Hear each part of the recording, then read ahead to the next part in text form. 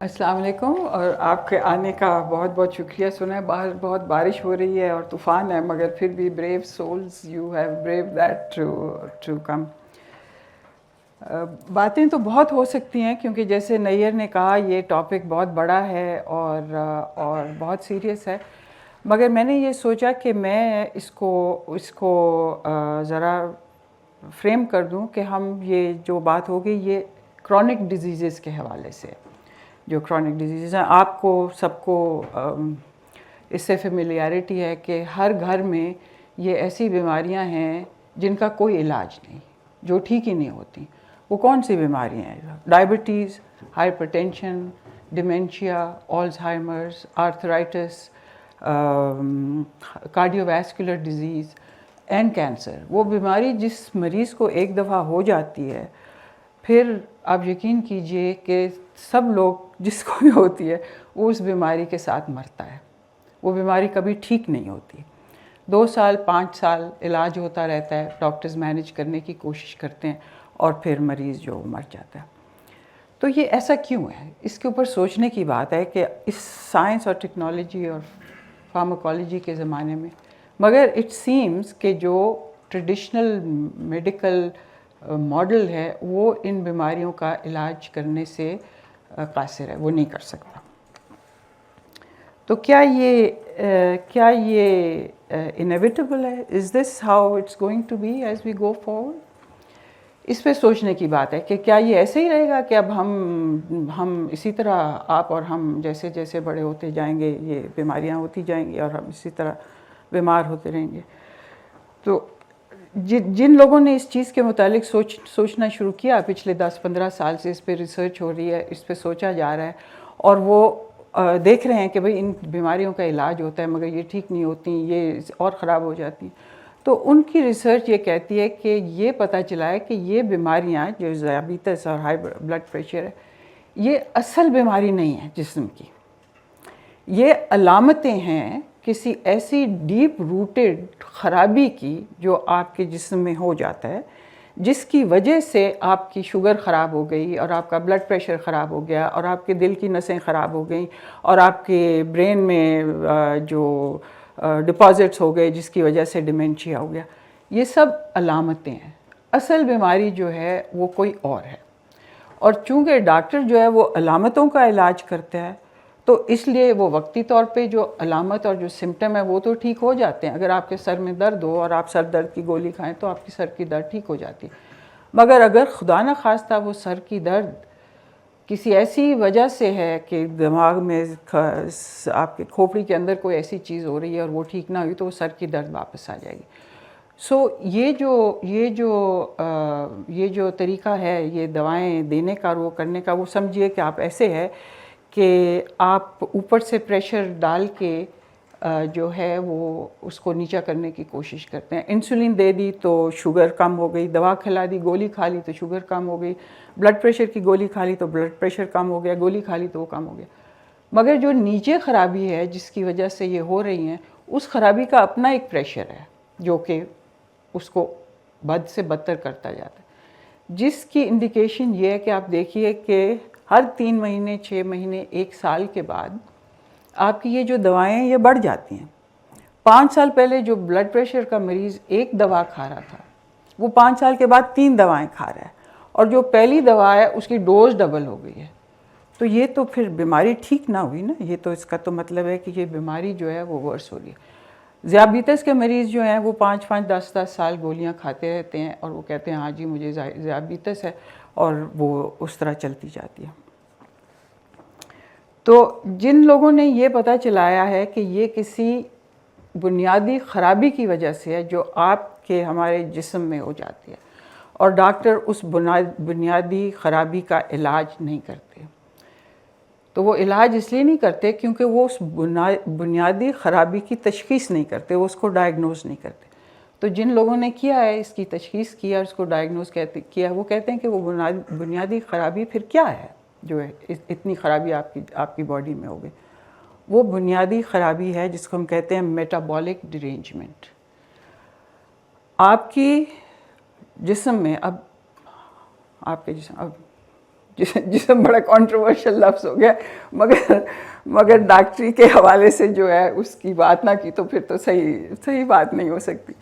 تو ہر انسان کے جسم میں آپ کو پتہ ہے کہ آپ کی ہڈیاں ہیں، اس کے اوپر مسلز ہیں جس کو ہم کہتے ہیں گوشت ہے، پھر it is the whole thing is encased in your skin and inside you have organs. آپ کا دل ہے، آپ کا جگر ہے، لیور ہے، آپ کا پینکریاس ہے، آپ کے کڈنیز ہیں. ہر آرگن سسٹم، کیونکہ کڈنیز کا سسٹم ہے اس کا، ہر آرگن سسٹم کو اگر آپ دیکھیں تو اس کی بیسس ایک سیل ہوتا ہے. ٹھیک ہے، وہ سب مل کے، لیور کے کروڑوں سیلز مل کے تو وہ لیور بناتے ہیں، ہارٹ کے کروڑوں سیلز مل کے وہ ہارٹ بناتے ہیں. سو ہر آرگن سسٹم کا بیسک یونٹ جو ہے وہ سیل ہوتا ہے. ٹھیک ہے، اور وہ ہارٹ کام ہی تب کرتا ہے جب اس کے وہ بیسک یونٹس ٹھیک سے کام کر رہے ہوں. So each unit is an independent unit that has to work well within itself. وہ ایک چھوٹی سی فیکٹری ہوتا ہے سیل، اور وہ سب مل کے ہارٹ بناتے ہیں. تو وہ سیل کس طرح کام کرتا ہے؟ ٹھیک ہے، وہ ایک سیل جو ہے is like a living factory within itself. وہ کوئی چیز انرجی لیتا ہے، پھر وہ کچھ اور کام کرتا ہے، پھر وہ دل کو چلاتا ہے. اسی طرح آپ کے لیور کے سیلز کرتے ہیں. تو میٹابولک یہ چیز مینٹین ہوتی ہے جس کو کہتے ہیں یہ آپ کا میٹابولک سسٹم ہے. اب آپ دیکھ لیجئے کہ یہ کوئی سسٹم ایک بڑے آرگن کا نہیں بنا ہوا، اور یہ ایک یونیفارملی آپ کے جسم کے اندر ایک جیسا ایک یہ سسٹم ہے. تو یہ جو ڈاکٹر جنہوں نے ریسرچ کیا پچھلے 5-10 سال سے، یہ ریسرچ انٹرنیٹ کے اوپر بھی ہے، آپ اگر ایکسیس کرنا چاہیں تو آپ دیکھ سکتے ہیں. وہ کہتے ہیں کہ یہ جو بیماریاں ہیں کرونک ڈیزیزز، یہ they are a result of this metabolic derangement جو آپ کی باڈی میں ہو گئی. اور ڈاکٹر اس کا علاج نہیں کرتے، اور وہ اسی لیے وہ جو ہے وہ ٹھیک نہیں ہوتی ہے، اور اٹ بیکمز ورس اینڈ ورس. اور آہستہ آہستہ جن کو ذیابیطس ہوتی ہے ان کو پتہ ہے کہ پھر ان کا دل بھی خراب ہونا شروع ہو جاتا ہے، ان کے گردے بھی خراب ہونے شروع ہو جاتے ہیں، ان کی آنکھیں بھی خراب ہونی شروع ہو جاتی ہیں، پھر ان کے الگ سے علاج ہونے شروع ہو جاتے ہیں، اور ایک ان اینڈنگ پروسیس جو ہے وہ چلتا ہے. تو ان کا یہ کہنا ہے کہ اگر میں let me digress here a little bit and say کہ this is not an indictment of the traditional medical care system. کیونکہ جو ڈاکٹری علاج ہیں وہ بہت ساری بیماریوں میں بہت مفید ہیں. آپ دیکھیے کہ سائنس اینڈ ٹیکنالوجی نے کتنا کمال کیا ہے کہ ایسی سرجری ہونی شروع ہو گئی ہے، جوائنٹ ریپلیسمنٹس، آپ کے آرگن ریپلیسمنٹس ہونے شروع ہو گئے ہیں. فارماسیوٹیکل انڈسٹری نے اتنی ترقی کی ہے کہ ایسی دوائیں بن گئی ہیں جو انسان کو بے ہوش کر دیں. جو سب سے بڑی واٹر شیڈ ایونٹ ہے انستھیزیا کی جو دوائیں ہیں، دیکھیں اس کے بغیر سرجری تو بڑی چیز ہے، اس کے بغیر تو دانت بھی نکلوانے ایک مصیبت ہوتی تھی. اب آپ ڈینٹسٹ کے پاس جائیں اور مزے سے آپ جو ہے وہ واپس آ جاتے ہیں، ریلیٹیولی مزے سے واپس آ جاتے ہیں. سو یہ بات نہیں ہے کہ میڈیکل سسٹم جو ہے، جو traditional pharmaceutical based medical system ہے، وہ فائدہ مند نہیں ہے. بہت فائدہ مند ہے، اور خدا کرے کہ وہ ایکسیسیبل ہو سب کے لیے. مگر جہاں تک یہ کرونک ڈیزیزز کا معاملہ ہے، اس میں we have to admit this fact. اور میں خود ڈاکٹر ہوں and I am part of the physician fraternity. تو ہمیں یہ چیز ایڈمٹ کرنی پڑے گی with humbleness that we have largely failed to have an impact on either preventing chronic disease اور ٹریٹنگ کرونک ڈیزیز. ہم اس کو مینیج کرتے ہیں اس سینس میں کہ چلو آپ کا وقت گزر جائے اور آپ جو ہے، اور وہ پھر اس سے ایک اور ٹینجنٹ نکلتا ہے کہ پھر وہ اس کو مینیج کرنے میں ریسورسز آر نیڈڈ. مینجمنٹ اچھی وہیں ہوگی جہاں پہ آپ کے پاس پیسہ ہے دوائیں خریدنے کے لیے، ٹیسٹ کرانے کے لیے، اور یہ سب چیز کرنے کے لیے. سو یہ جو میٹابولک ڈیرینجمنٹ ہے، پھر اس کے بعد یہ سوال ہمیں اپنے آپ سے کرنا چاہیے کہ یہ جو میٹابولک ڈیرینجمنٹ ہے یہ پھر کیسے ہوتی ہے؟ آخر اب اگر ہماری باڈی میں ہو رہی ہے تو یہ کیسے ہوتی ہے اور کیوں ہوتی ہے؟ تو یہ جو آپ کا جو ہیومن باڈی، آپ کا جسم جو ہے، it is a very intelligent and a very exquisite and a very unique machinery. ایک مشین ہے جس مشین کو اپنے آپ کو خود संभालना, अपने आप को फिक्स करना, अपने आप को मैनेज करना आता है और अपनी प्रॉब्लम्स को भी मैनेज करना आता है। वो इस तरह कि आप देखिए कि आपकी बॉडी खुद अपना टेम्परेचर मेंटेन करती है with in a narrow range. बाहर सर्दी हो या गर्मी हो, आपकी इंटरनल बॉडी टेम्परेचर वो बॉडी खुद मेंटेन करती है। आप कोई स्विच नहीं चलाते, जैसे आपने गीज़र के लिए स्विच चलाना है कि चलो मैं गीज़र गर्म कर देता हूँ, बड़ी सर्दी हो गई है, वो आपको नहीं करना पड़ता, आपकी बॉडी खुद करती है। आपका हार्ट रेट जो है वो आपकी बॉडी खुद मेंटेन करती है एट ए सर्टन लेवल। अगर आप भाग रहे होते हैं और आपको ज़्यादा ज़रूरत है कि आपको ज़्यादा खून की ज़रूरत है और ज़्यादा ऑक्सीजन, तो your body automatically advances your heart rate कि आपकी बॉडी की नीड फुलफिल हो जाए। सो सिमिलरली आपकी बॉडी जो है वो हर सेल अपना मेटाबॉलिक मिल्यू जो है उसको मेंटेन करता है, ठीक है। मगर उस मेटाबॉलिक मिल्यू में फिर जब ख़राबी आई है तो वो कैसे आती है? वो ख़राबी आती है if there is an insult to the body और there is something that the body becomes so big for the body that it cannot deal with it. So जिन्होंने रिसर्च की है उन्होंने कहा है कि भाई ये है कि जो इंसल्ट है वो कहाँ से आ सकती है? वो इंसल्ट आती है फ्रॉम स्ट्रेस, ठीक है। स्ट्रेस आपकी फ़िज़िकल हो सकती है, आपकी मेंटल हो सकती है, आपकी इन्वायरमेंटल स्ट्रेस हो सकती है। सो acute stress for a short duration, अगर स्ट्रेस आती है शॉर्ट ड्यूरेशन की होती है तो आपकी बॉडी उसके साथ उससे डील कर सकती है और in fact the body can use it to its own advantage to improve itself. For example आप जिम जाते हैं और आप जब वो वेट उठाते हैं तो आप अपने मसल्स को स्ट्रेस कर रहे हैं, ठीक है। So when you apply that stress to different body parts तो आपकी बॉडी जो है वो उसको पता चल जाता है कि मुझे इस तरह की चीज़ें करनी चाहिए that I can overcome this stress. मगर जब स्ट्रेस कंटिन्यूस हो जाती है और रिलेंटलेस हो जाती है और इतनी लार्ज वॉल्यूम की हो जाती है तो then your body can not function. Then what your body does it goes into a stress dealing mode जिसको आप कह रहे हैं। वो क्या है? विच इज़ बेसिकली जो सब मैमल्स का, सब प्राइमेट्स का है, it's a fight and flight reaction. Fight and flight reaction में ये थोड़ी टेक्निकल बात हो जाती है मगर आपको समझ आएगी, अब सब समझदार लोग हैं। आपकी बॉडी जो है it produces a hormone which is called cortisol. Cortisol ऐसी हार्मोन है जिसको स्ट्रेस हार्मोन कहते हैं। कॉर्टिसोल बाकी सब बॉडी फंक्शन को कहती है कि कुछ ना करो, इस वक्त बड़ा क्राइसिस आया हुआ है।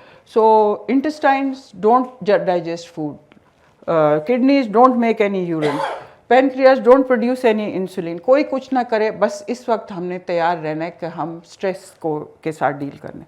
और अगर ये कंटिन्यूस रहे तो it has too much pressure on your body. दूसरा, ये जो टॉक्सिन्स आपकी बॉडी के अंदर जाती हैं, टॉक्सिन्स आपकी बॉडी के अंदर कहाँ से जाती हैं? हर वक्त जाती हैं। आप सुबह उठ के दफ्तर जाने जाते हैं, सड़क पे जाते हैं तो धुआं और फ्यूम्स और सब चीज़ जो है वो टॉक्सिन्स ही है ना जो आपकी बॉडी के अंदर जाती हैं। So your body deals with it. आपका लिवर उसको डिटॉक्सिकेट करता है, उनको डिटॉक्सीफाई करता है और आप उससे डील करते हैं। सर्दियों में पंजाब में ये बहुत कॉमन है कि भाई बड़ी स्मॉग हो गई है, बड़ी स्मॉग हो गई है और हर अस्पताल में जो है वो बच्चे जो है उनको नमोनिया हो रहा है और खांसी हो रही है और बूढ़े जो है उनको नमोनिया हो रहा है और खांसी हो रही है। So that is introduction of large amount of toxins in your body that your body is dealing with. और जो तीसरी चीज़ है जो आपकी बॉडी को इफ़ेक्ट करती है वो है the food that you eat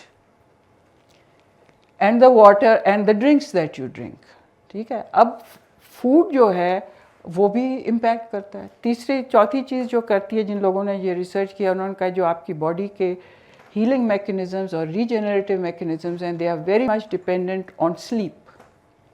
इसलिए 24 घंटे में आप कम से कम 6 से 8 घंटे सोते हैं। अगर आप बच्चे नहीं हैं, बच्चा तो ज़्यादा सोता है मगर अगर आप बच्चे नहीं तो वो सोते हैं, वो बड़ा ज़रूरी है। अगर आप किसी को 24 घंटे खाने से डिप्राइव कर दें कि 24 घंटे खाना नहीं खाना, तो उस शख्स का अगर आप ब्लड टेस्ट करें तो उसका ब्लड इतना डिरेंज नहीं होगा जितना जिस शख्स को आप 24 घंटे सोने ना दें। और ये आप अपने ऊपर भी एक्सपेरिमेंट करके देख लें कि अगर आप 24 घंटे फाका करेंगे और आप नहीं खाएंगे तो आपकी हालत इतनी बुरी नहीं होगी। मगर अगर आप 24 घंटे सोएंगे नहीं تو you know what happens to you. آپ کی حالت بڑی بری ہو جاتی ہے, آپ کانسنٹریٹ نہیں کر سکتے, آپ یہ نہیں کر سکتے.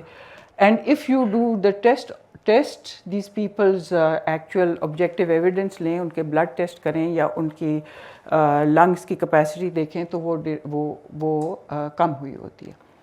اور چوتھی چیز جو ہے, پانچویں چیز جو آپ کی میٹابولک سسٹم جس سے امپیکٹ ہوتا ہے وہ ہے موومنٹ. ٹھیک ہے, اب آپ نے اور ہم نے سب نے سنا ہے, ہمارے بزرگ ہمیشہ کہا کرتے تھے کہ بھئی چہل قدمی کرنی چاہیے, بزرگ بھی کرتے تھے, وہ کہتے تھے واک کرنی چاہیے, اور ہم ایک کان سے سنتے تھے اور دوسرے کان سے نکال دیتے تھے. مگر اب جو ریسرچز ہیں, اور یہ اسٹینفورڈ کے اور ییل کے اور آکسفورڈ کے اور اس کے ریسرچز ہیں, آئی ووڈ انکریج یو کہ آپ انٹرنیٹ کے اوپر جا کے گوگل کر کے یہ ریسرچ دیکھیں, کیونکہ اب تو سب پبلک ڈومین میں آ گئی ہے. دے سے that exercise is like a pill. It is basically like a medicine that you can take to strengthen your metabolic system. In fact, جو پچھلے 5 سال پہلے آئی تھنک یا 5-7 سال پہلے بڑا فیشن چلا تھا نا کہ یہ آپ اپنی انٹیلیجنس انہینس کرنے کے لیے یہ کرتے ہیں, مختلف چیزیں کرتے ہیں, جو ہاں نہیں فنگرز نہیں, یہ جو اسکوڈو یا پتہ نہیں کیا اس کو کہتے ہیں, وہ جو گیمز جو کھیلتے ہیں, یا سڈوکو کریں, یہ اس سے آپ کی انٹیلیجنس بڑھے گی, اور فلانی چیز کریں آپ کی. یہ they have found that the single most factor which preserves your brain and enhances your intelligence is exercise, much more than sudoku, much more than sudoku. So exercise is the fifth. So یہ 3 چیزیں. اب ان میں سے جو پہلی 2 چیزیں, ٹھیک ہے, کہ اسٹریس اور ٹاکسنز, اس میں ایک انڈیویجول کا اتنا زیادہ اختیار نہیں ہے, ٹھیک ہے نا, کیونکہ ہے بھی اور نہیں بھی. مگر جو باقی 3 چیزیں ہیں جس میں کھانا آ جاتا ہے, فوڈ اینڈ ڈرنک, اور اس میں آ جاتی ہے سلیپ, اور اس میں موومنٹ آ جاتی ہے, تو یہ تو آپ کر سکتے ہیں. کیونکہ آپ یہ دیکھیے کہ اگر ڈاکٹر جو ہیں, اگر میڈیکل ماڈل اس چیز میں فیل ہو گیا, تو now research is showing us, this is new advanced research, this is new evidence that is coming forward.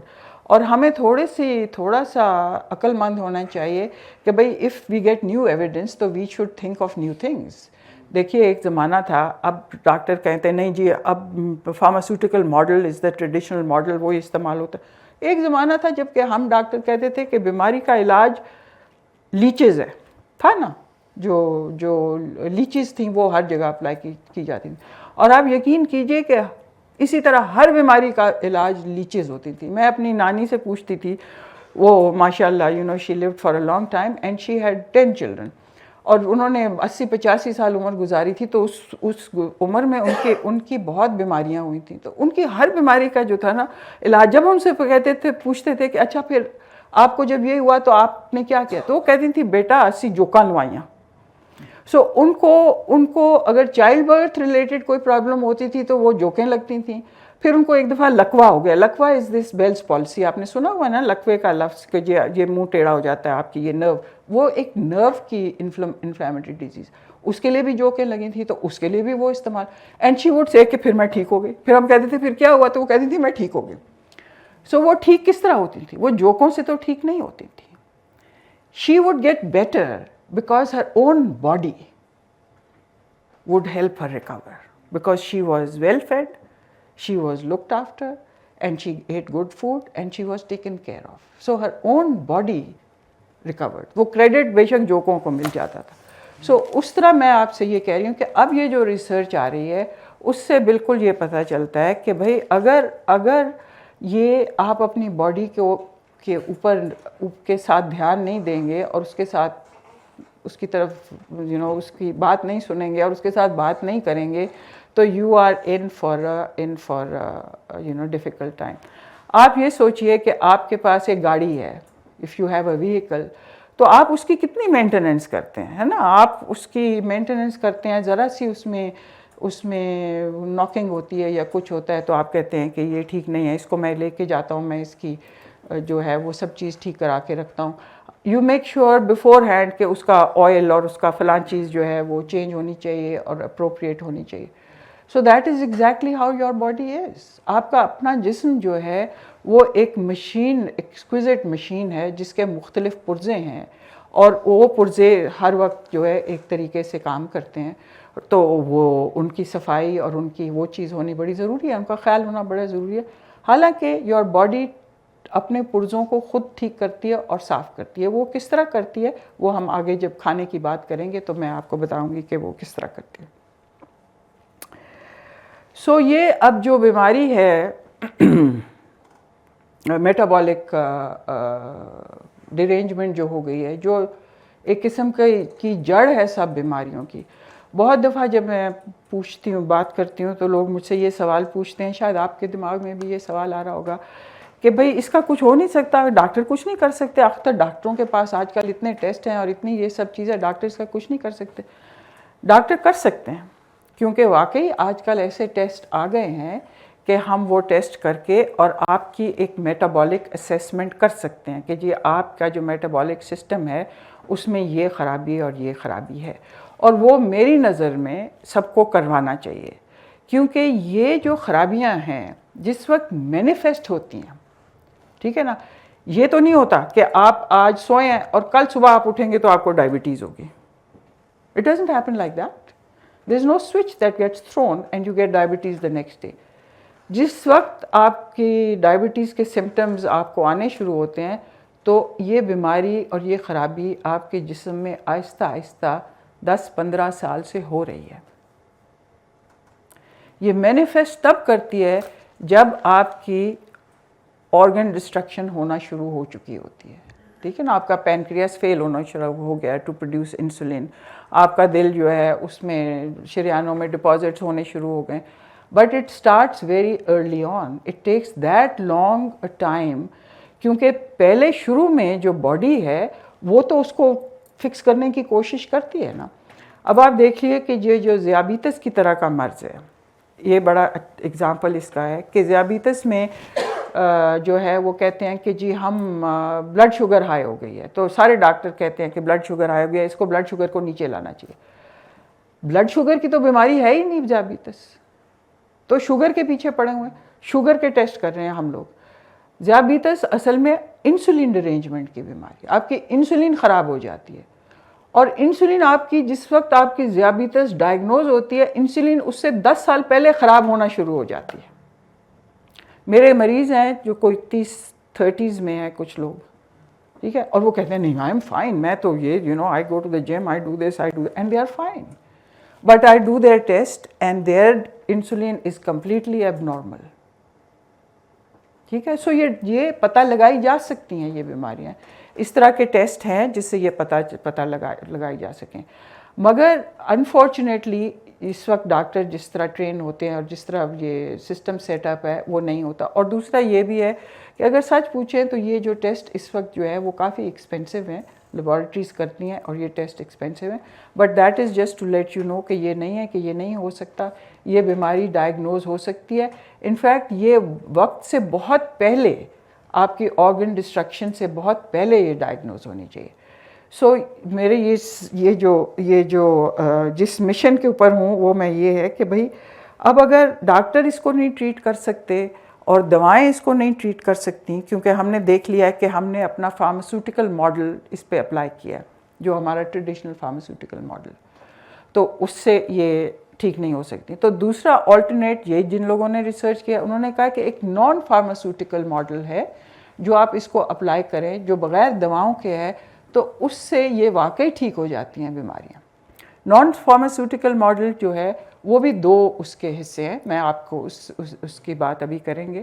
اس کے 2 حصے ہیں. ایک تو یہ ہے کہ ایک جنرل گائیڈ لائنز ہیں، there are certain good behaviors and good practices for your own body that you can institute، جو آپ اپنے جسم کو سکھا سکتے ہیں کہ بھئی یہ کرنا ہے، یہ کرنا ہے، یہ کرنا ہے. جنرل گائیڈ لائنز ہیں، وہ آپ کو کچھ راستے تک لے کے جائیں گے، آپ کو 1/3 آف دا وے لے جائیں گے. اور اس کا دوسرا حصہ ہے جو اسپیسیفک انٹرونشنز جو کہ صرف آپ کے انڈیویجول کے میٹابولک سسٹم کی طرف گیئرڈ ہے. Because your metabolic system is like your own fingerprint. It is unique to each person and to each body. ٹھیک ہے. سو وچ از وائی اگر کوئی انٹروینشن آپ کے لیے کام کرے گی تو if we institute that in you تو he may turn around and say کہ جی یہ تو اس کو تو یا تو آپ نے پتہ نہیں مجھے کیا بتایا, مجھے تو اس کا کوئی فرق نہیں پڑا, میں نے تو سب کیا. وہ صرف اس لیے ہوتا ہے because your metabolic system is unique to you and any derangement in that system is unique to your own system. So وہ جو انٹروینشنز ہیں وہ اسپیسیفکلی ڈیزائنڈ ہوتی ہیں ٹو یور سسٹم. ٹھیک ہے. میں نے یہ پچھلے 4-5 سال سے اس طرح کی پریکٹس شروع کی ہوئی ہے اور میرے کافی مریض ہیں. 2-1 مریض کو تو میں نے گریجویٹ کر دیا. میں ان سے کہتی ہوں کہ بھئی آپ میرے ساتھ, میں آپ کے ساتھ کام کروں گی اور آپ اپنا یہ سیکھ کے, تو میرا انٹرسٹ یہ ہے کہ آپ گریجویٹ کر جائیں اور آپ کو خود اپنے سسٹم کی, بھئی سب سے زیادہ جیسے آپ اپنی گاڑی میں بیٹھے ہوتے ہیں, آپ جب, میں بھی گاڑی چلاتی ہوں, مجھے بڑا شوق ہے گاڑی چلانے کا اور ڈرائیونگ کرنے کا بہت شوق ہے. تو میں اپنی گاڑی کو وہ کر لیتی ہوں جس کو کیا کہتے ہیں اینتھروپومورفس ہے, یہ دل ربا ہے, اور میں تو دل ربا ٹاکس ٹو می. مجھے سمجھ آ جاتی ہے کہ اس میں کچھ ہو رہا ہے, اس میں کچھ سپٹرنگ ایسی ہو رہی ہے جو نارملی نہیں ہوتی, یا اس کا ایکسیلیٹر اتنا نہیں وہ کر رہا. So your body is like that. You can put your body like that in tune with yourself. کہ your body can start speaking to you.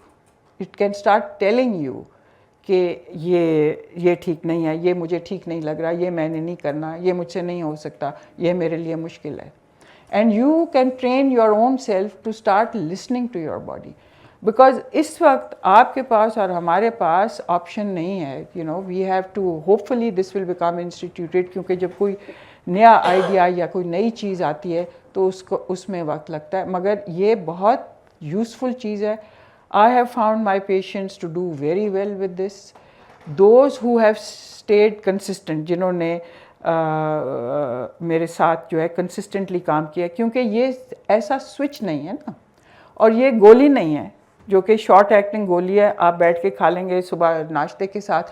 In fact lot of my patients سے ٹو می پہلے اس کے کہ doctor صاحب یہ تو بڑی مصیبت ہے اور یہ تو میرے لیے بڑا مشکل ہے کرنا, تو مجھے آپ کوئی گولی نہیں دے دیتی کہ میں تو بڑی شوق سے گولی, میں کوئی ٹیکا ہی چلیں دے دیں, میں ٹیکے بھی لگوا لیتا ہوں, مجھے کوئی فرق.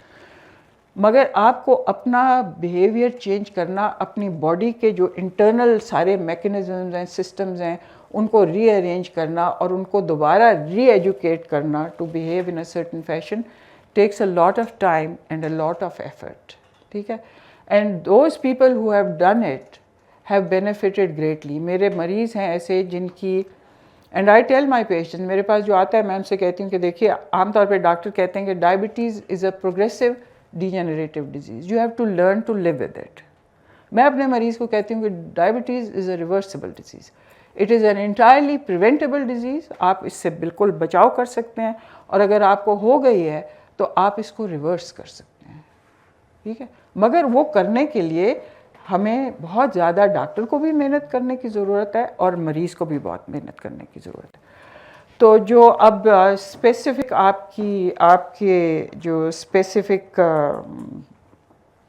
میٹابولک سسٹم کے اوپر بیسڈ انٹرونشنز ہیں اس کی تو بات نہیں ہو سکتی, مگر میں جو جنرل انٹرونشنز ہیں جو کہ جنرلی یونیورسلی ایپلیکیبل ہیں ان کی بات تھوڑی کر دیتی ہوں.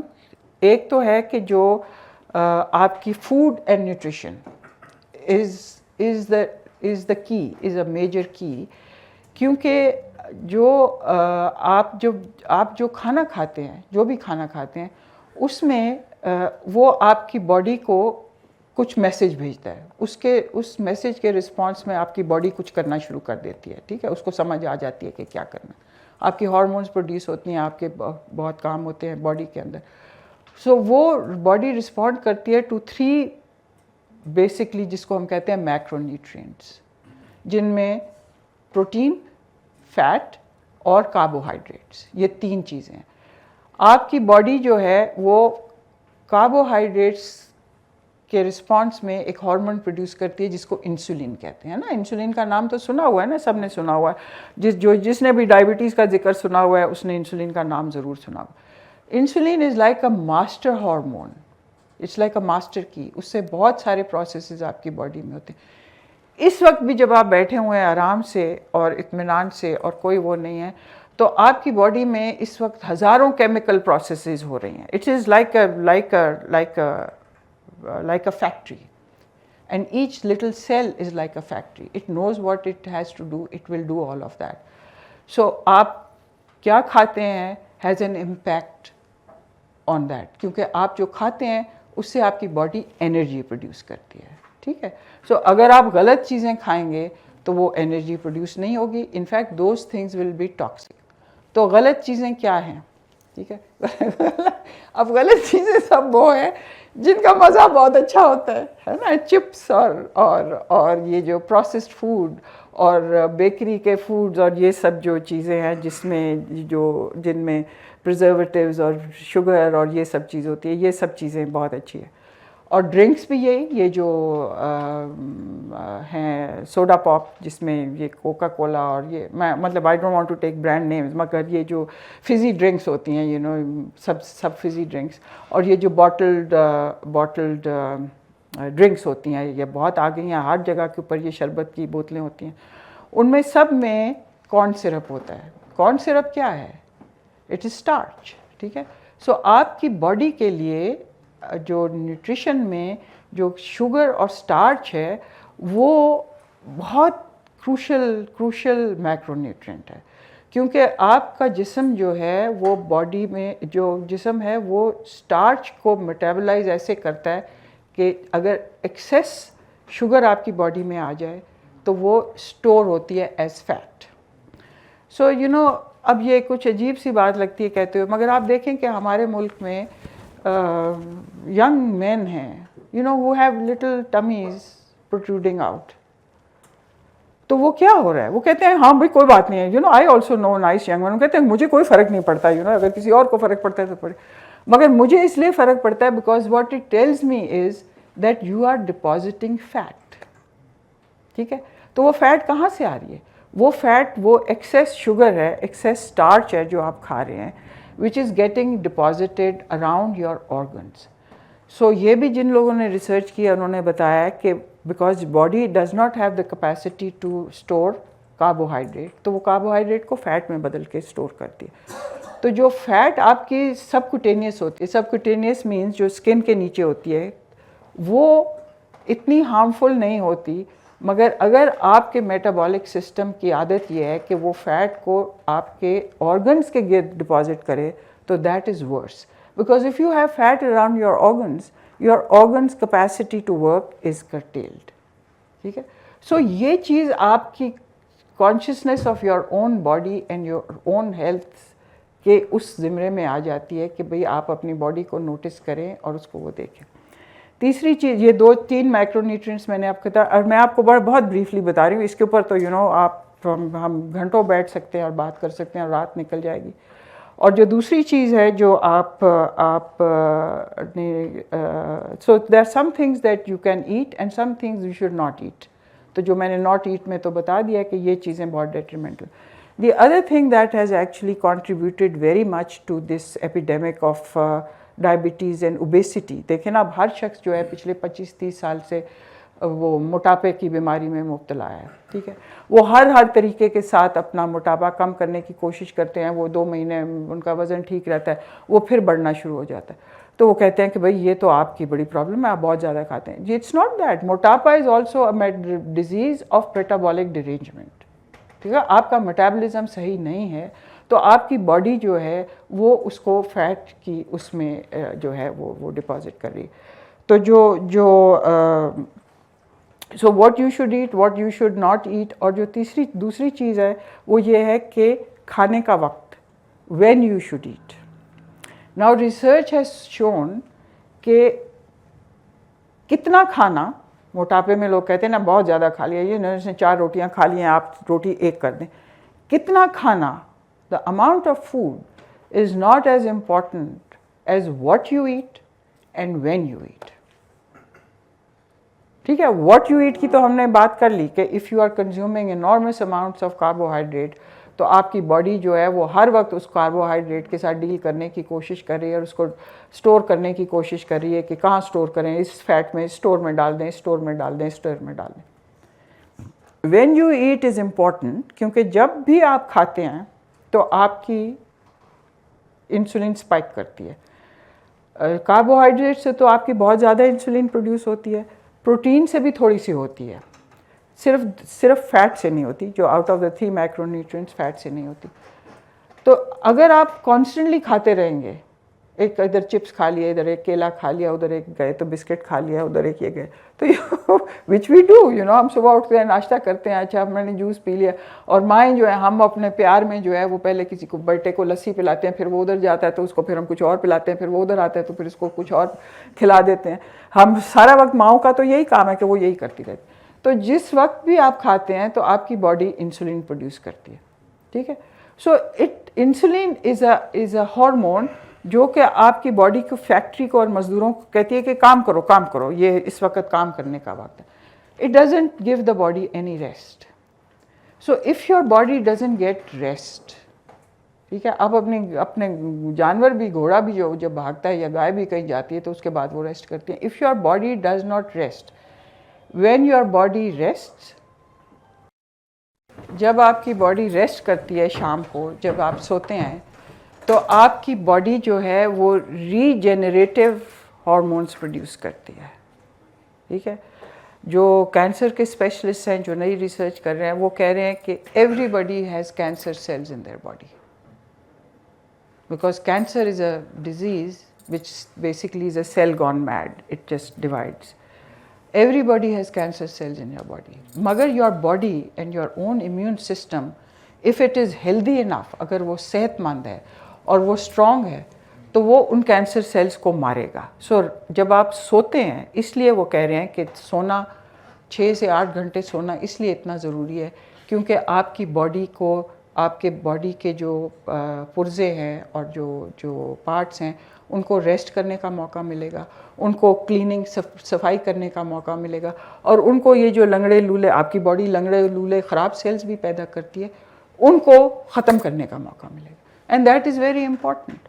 سو ہماری جو نئی زندگی آ گئی جس میں ہم سیل فون اپنے بستر میں تکیے کے نیچے لے کے بیٹھے ہوتے ہیں اور ہم پہ وہ ٹھیک سے سوتے نہیں ہیں, اور رات کو تو we are not helping our body regenerate itself, کیونکہ جب آپ سوتے ہیں تو آپ کی باڈی ریجنریٹیو ہارمونس پروڈیوس کرتی ہے. بچے اسی لیے اتنا زیادہ سوتے ہیں, اور کہتے ہیں نا بچے کے لیے سونا, اس کو نہ, بچے 16 گھنٹے, 14 گھنٹے, 18 گھنٹے سوتے ہیں.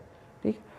تو وہ جب سوتے ہیں تو وہ گروتھ ہارمون, جو ریجنریٹیو ہارمونز ہیں, وہ پروڈیوس کرتے ہیں. اسی طرح آپ اور ہم بھی جب سوتے ہیں تو وہ بہت ضروری ہے ہمارے لیے کہ وہ, so sleep is very important. Slip بڑی ڈیرینجڈ ہے. میرے پاس کافی مریض آتے ہیں, وہ بیچارے ان کی سلیپ ہی ٹھیک کرتے کرتے جو ہے وہ کافی وقت لگ جاتا ہے, مگر وہ کرنا ضروری ہے. Sleep is important. اور تیسری چیز موومنٹ اور ایکسرسائز کی بات ہوئی تھی. اب ایکسرسائز کے فائدے جو ہیں وہ تو بہت فائدے ہیں, اور ان میں 2-3 کروشل فائدے یہ ہیں کہ exercise also helps you maintain your مسل میس. ٹھیک ہے. آپ کے مسلز جو ہیں وہ صرف آپ کی جسم کی نشو و نما اور خوبصورتی کے لیے امپورٹنٹ نہیں ہے, وہ بھی بڑی امپورٹنٹ چیز ہے اور واقعی بہت اچھی چیز ہے اور سب کو کرنا چاہیے اس کی طرف دھیان. مگر آپ کی مسلز جو ہیں وہ آپ کے میٹابولک سسٹم کا ایک حصہ ہے. ٹھیک ہے. آپ کے مسل, اگر آپ کے مسل ڈیٹیریوریٹ کر جائیں گے اور ایٹروفی کر جائیں گے تو آپ کا میٹابولک سسٹم نارمل کام نہیں کر سکتا. آپ اپنی شوگر کو اور گلوکوز کو ٹھیک سے ریگولیٹ نہیں کر سکتے. ٹھیک ہے. So it is very important for people, especially people who get into the later decades like I am, ان کے لیے بہت ضروری ہے کہ وہ ریزسٹنس ایکسرسائز کریں جس سے ان کی مسل کی ڈیٹیریشن کم ہو. کیونکہ جیسے جیسے آپ لیٹر ڈیکیڈز میں آتے ہیں, 40s میں, 50s میں, 60s میں, تو آپ کے مسلز خود بخود every decade 10% of your muscles deteriorate on their own. So even keeping your muscles at that normal capacity you have to work extra. اب اگر آپ ایکسٹرا اپنے مسلس کو وہ کرنا چاہتے ہیں ٹھیک، تو آپ کو پھر وہ ایکسٹرا وہ کرنا پڑے گا. اور ایکسرسائز کا دوسرا مقصد یہ ہے کہ you know that your bones, اب جیسے ہی آپ لیٹر ڈیکیڈز میں آتے ہیں تو آپ کی بونز جو ہیں وہ آسٹیوپروسس ہونا، کہتے ہیں جی ہڈیاں کمزور ہو گئیں، ہڈیاں کمزور ہو گئیں، اس کو ڈاکٹری اصطلاح میں آسٹیوپروسس کہتے ہیں. ٹھیک ہے، آسٹیوپروسس جو ہے اس میں آپ کی ہڈیاں بڑی آسانی سے ٹوٹ جاتی ہیں، دھکا لگتا ہے تو ٹوٹ جاتی ہیں. ہر گھر میں ایک کہانی ہے کہ اماں جی باتھ روم جا رہی تھیں تو بیچاری گر پڑیں تو ان کی جو ٹانگ جو ہے وہ فریکچر ہو گئی. اور اب ریسرچ شوز کہ اگر 60s اینڈ بیونڈ کے ڈیکیڈ میں کسی کے ہپ کا فریکچر ہو جائے تو دیٹ پرسن ول ان کی جو لائف ہے that is reduced by 5 to 10 years. They will die earlier because it causes so many other complications in that person's life and well-being کہ اس سے ریلیٹڈ ایونٹس ایسے ہونے شروع ہو جاتے ہیں. ٹھیک ہے، so exercise helps maintain the integrity and the strength of your bones. سو وہ بھی بڑا ضروری ہے. پھر ایکسرسائز جیسے میں نے بتایا کہ برین کے لیے بہت سخت ضروری ہے، آپ کی برین کی جو سائز اور وہ مینٹین کرنے کے لیے that you exercise and provide enough oxygen to your brain. So یہ 3-4 جنرل گائیڈ لائنز ہیں جو آپ استعمال کر کے اپلائی کر کے اپنی لائف میں تو you can go quite ways. مگر جو specific ہے for each person, those really have to be specifically tailored to the assessment of your metabolic system and to the specific interventions that now doctors جو یہ کام کرتے ہیں وہ آپ کے لیے specifically ڈیزائن کرتے ہیں. پھر وہ آپ کے ساتھ کام کرتے ہیں. they monitor those because as you continue to get better or if you continue to get worse, those have to change. ٹھیک ہے نا، وہ یہ نہیں کہ بھائی آپ کو ایک گولی لکھ کے دے دی کہ آپ صبح جا کے گارڈن کے 4 چکر لگا لیں اور بس ختم ہو جائے گا. نو، بیکاز جو ایتھیکل اور صحیح بات تو یہی ہے نا کہ آپ دیکھیں کہ بھئی آپ کے مریض کے اوپر جو ہے اس کا کیا اثر ہو رہا ہے. تو میرا خیال ہے مجھے انہوں نے کہا تھا کہ آپ 7 بجے تک ہم آپ کو بولنے دیں گے، تو 7 بج گئے ہیں. تو آئی تھنک کہ کافی ہے اس وقت کے لیے، آج کے لیے. اور پھر کوئی سوال جواب اگر ہوں گے تو کر سکتے ہیں.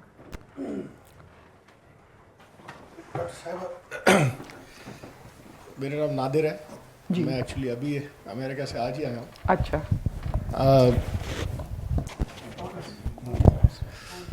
بہت اچھی باتیں کی ہیں آپ نے، بہت بیسک باتیں کی ہیں. میں بھی اتفاق سے ڈاکٹر ہوں. اوہ لولی، ہاؤ نائس.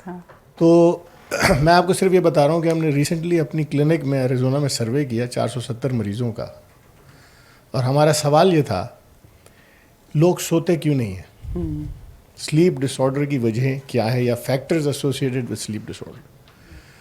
تو اس میں کئی چیزیں ہم نے دیکھی.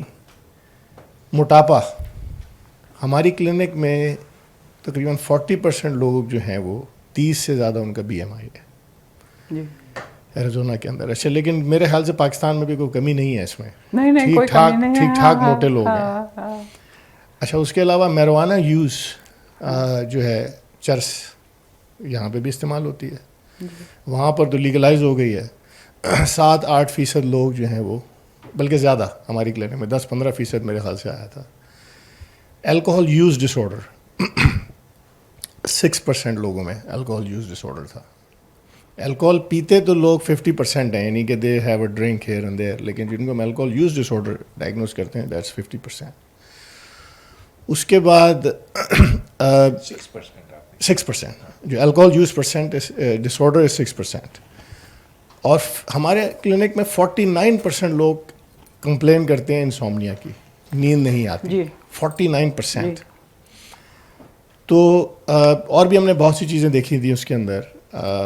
ہم نے دیکھے تھے گیسٹرو انٹیسٹینل ڈس آرڈرس، کیونکہ میں خود گیسٹرو انٹرولوجسٹ ہوں.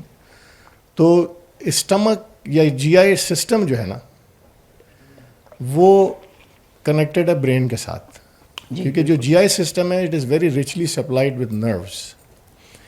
Any thing that affects the mind affects the gut and vice versa, یعنی کہ گٹ کو جو افیکٹ کرتا ہے وہ برین کو بھی افیکٹ کرتا ہے. تو الٹیمیٹلی جو ہمارا، جب ہم نے ان سب چیزوں کو ٹیز آؤٹ کیا تو ہمیں پتہ لگا کہ جو لوگ سو نہیں رہے ہیں اس کے ساتھ سب سے جو اسٹرانگ فیکٹرز جو ایسوسیٹڈ ہیں وہ ایک تو یہ گٹ ڈس آرڈرز ہیں اور انگزائٹی.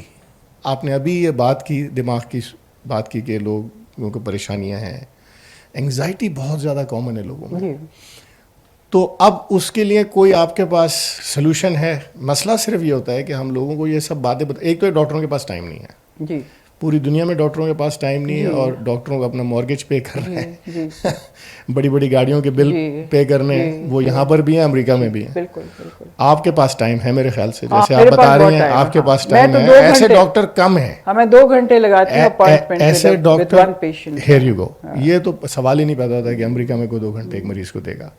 اس کے باوجود میرا یہ خیال ہے کہ لوگوں کی لائف بیہیویئر کو چینج کرنا بہت ہی مشکل ہے. میرا نہیں خیال کہ آپ کے جو 100 مریضوں پہ کام کرتی ہوں گی تو میرے خیال سے 5 سے 10 مریض ایسے ہوتے ہوں گے جو کہ اپنی لائف بیہیویئر کنسسٹنٹلی چینج کر لیتے ہوں 2 گھنٹے لگانے کے باوجود. ابھی یہ جو آپ لیکچر دے رہی ہیں 20 25 30 لوگ بیٹھے ہوئے ہیں.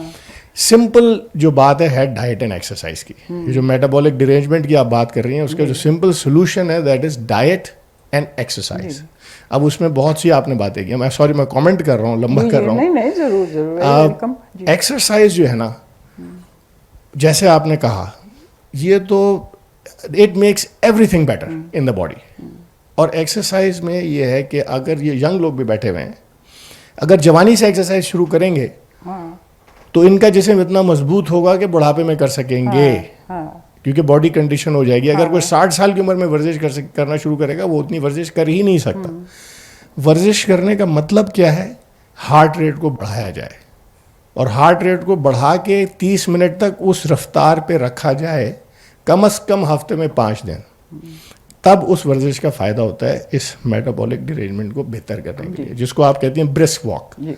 کہ واک بھی ایسے نہیں ہوتی کہ لوگ ٹہل رہے ہیں, سیل فون پہ لگے ہوئے ہیں اور وہ واک کر رہے ہیں. یہ واک بیکار ہے. You have to really focus, you to bring your heart rate up. لیکن یہ کہ جیسے جیسے ایج ہوگی اب اپنا ہارٹ ریٹ اوپر لے کے ہی نہیں جا سکتے, کیونکہ باڈی کمزور ہو گیا, آپ کی باڈی چل ہی نہیں سکتی.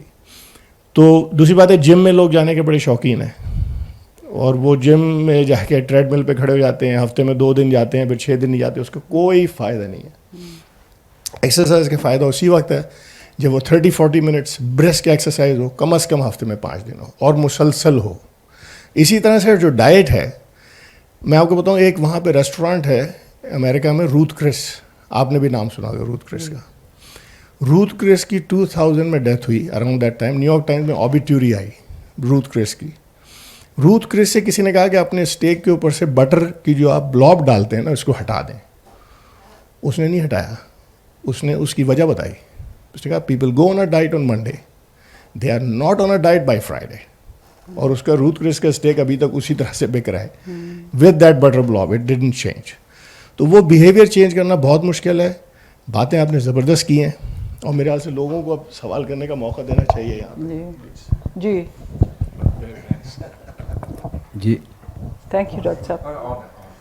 ایک بات جو آپ نے فرمائی کہ metabolic disorder, how would I know کون سا ٹیسٹ ہوگا, ایک یا ایک گروپ آف ٹیسٹ, کیا کہا جائے کہ جی میں نے میٹابولک ڈس آرڈر چیک کروانا ہے تو کون سا ٹیسٹ کروائیں گے. دوسری بات, میری P H D cancer drugs کی سنتھسس میں ہے. آپ نے کینسر کے بارے میں باتیں کی, بڑی جنرل سی. جی جنرل. جو بہت اہم بات کینسر میں سامنے آتی رہی کہ نیچر نے تو انٹرفیرون جسم میں ویسے ہی ڈال دی, جو کہ اس کو کریکٹیو میکینزم چلائے رکھتی ہے. اور سیلز میں ایک وہ باسٹرڈیل بیہیویئر جو ہے, کوئی نہ ٹینڈنسی ٹو گو رانگ رہے گی.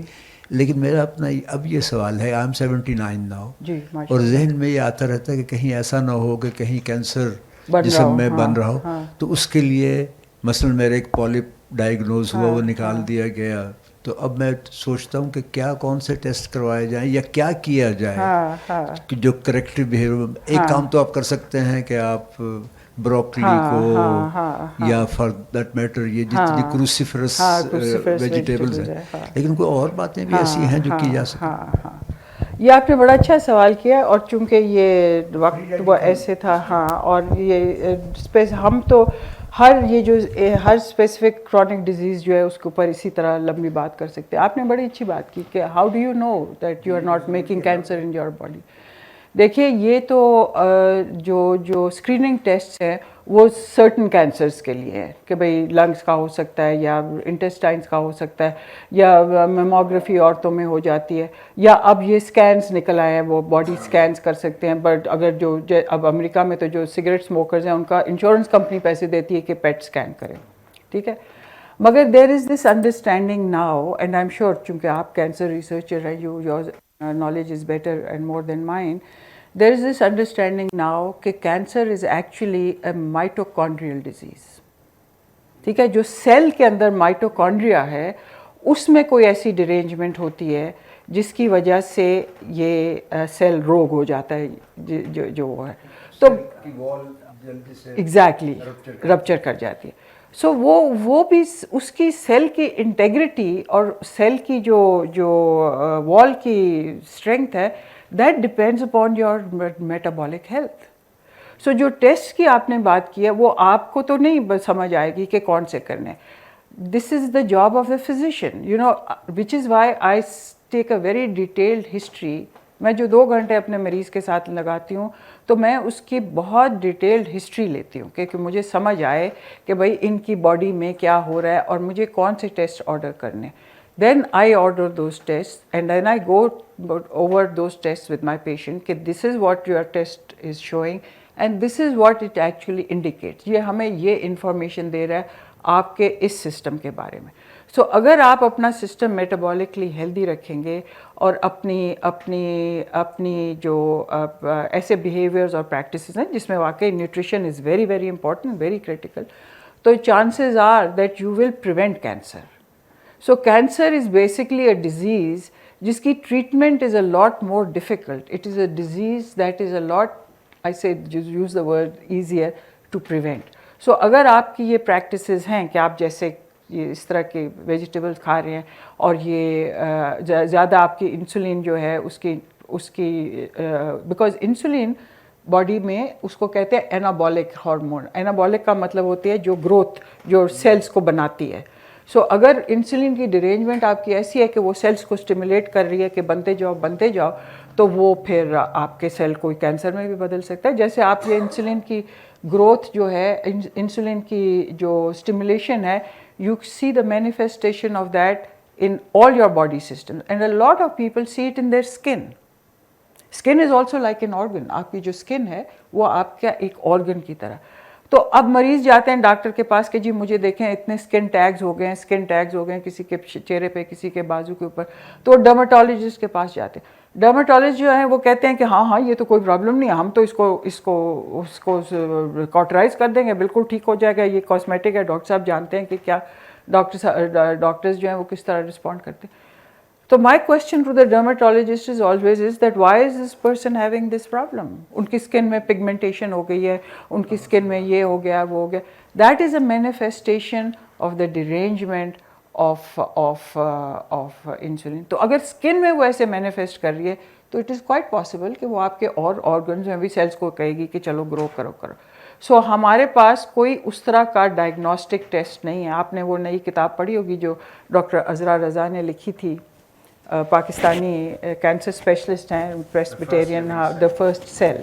تو ان کا she has been specialist of یہ جو لوکیمیاز ہوتے ہیں بیسیکلی. تو انہوں نے کہا کہ بھائی پہلا جب سیل ملے تو اس کو ڈسٹروائے کرنا بڑا سخت ضروری ہے. مگر مشکل تو یہی ہے نا کہ پہلا cell how do we find that. ابھی کوئی ٹیسٹ نہیں نکلا. تو اب یہ جو فینسی ٹیکنالوجی, نینو ٹیکنالوجی اور یہ جو ٹیکنالوجی آ رہی ہے اس کے تھرو وہ کہہ رہے ہیں نا کہ کوئی ایسا بلڈ ٹیسٹ نکالے کہ جس سے فوراً سیل مل جائے. وہ ٹھیک ہے, ہو جائے تو بڑی اچھی بات ہے, مگر ان دا مین ٹائم ہمارے پاس یہ ٹولس تو ہیں نا. These are tools that have been tried and tested that you can prevent diseases. And the sensible thing to do is to prevent them. So یہ میں صرف آپ کی بات کا جواب. ٹولز یہی ہیں آپ کے ٹولز جو ہے اسٹریس ریڈکشن.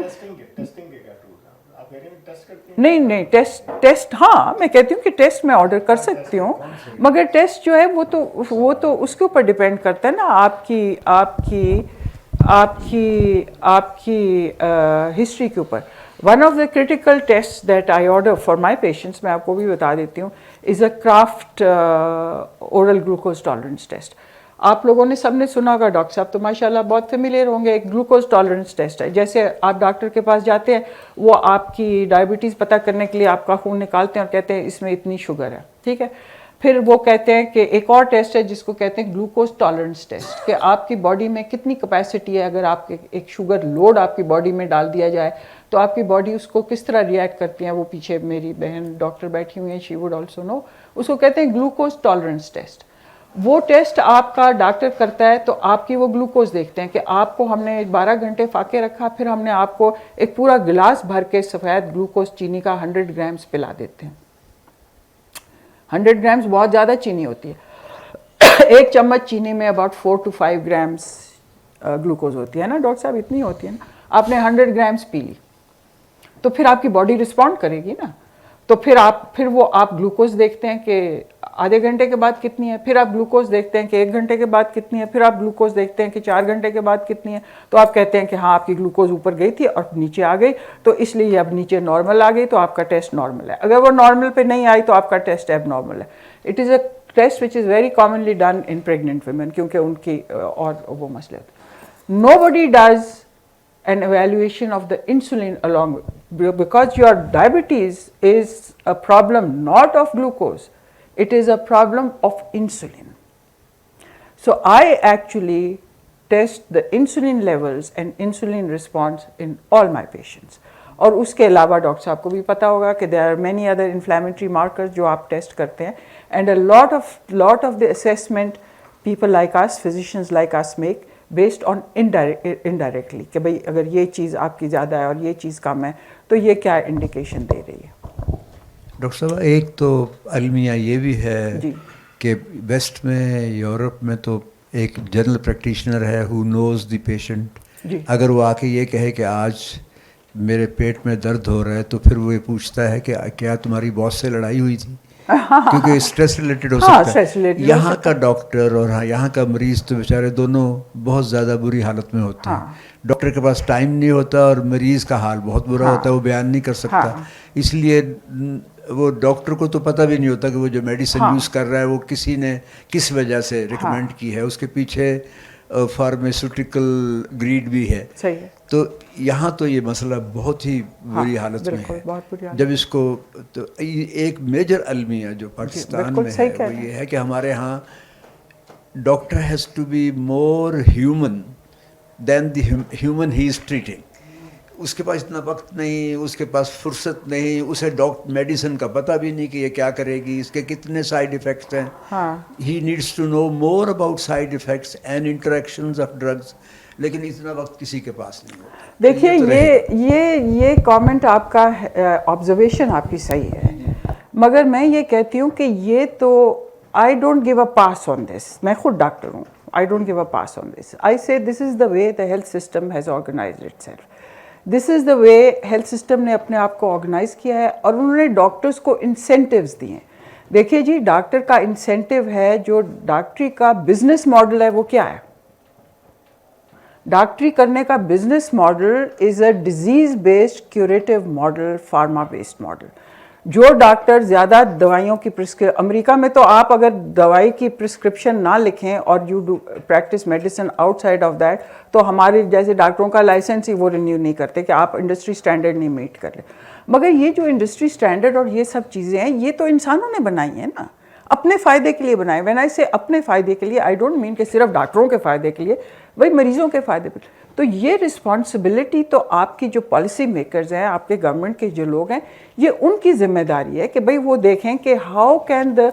और फिर डॉक्टरों के डिफेंस में मैं ये कहूँगी कि भाई डॉक्टरों ने भी तो अपने किराया देना होता है और अपने बच्चों को स्कूल में पढ़ाना होता है और अपनी बीवी को जो है वो किचन चलाने के लिए पैसे दे. उनका भी कोई तरीक़ाकार होना चाहिए पैसे बनाने का, जैसे बाकी सब लोगों का होता है. You know, if you cell shoes and if you cell used cars, you are expected to make money to sustain your family.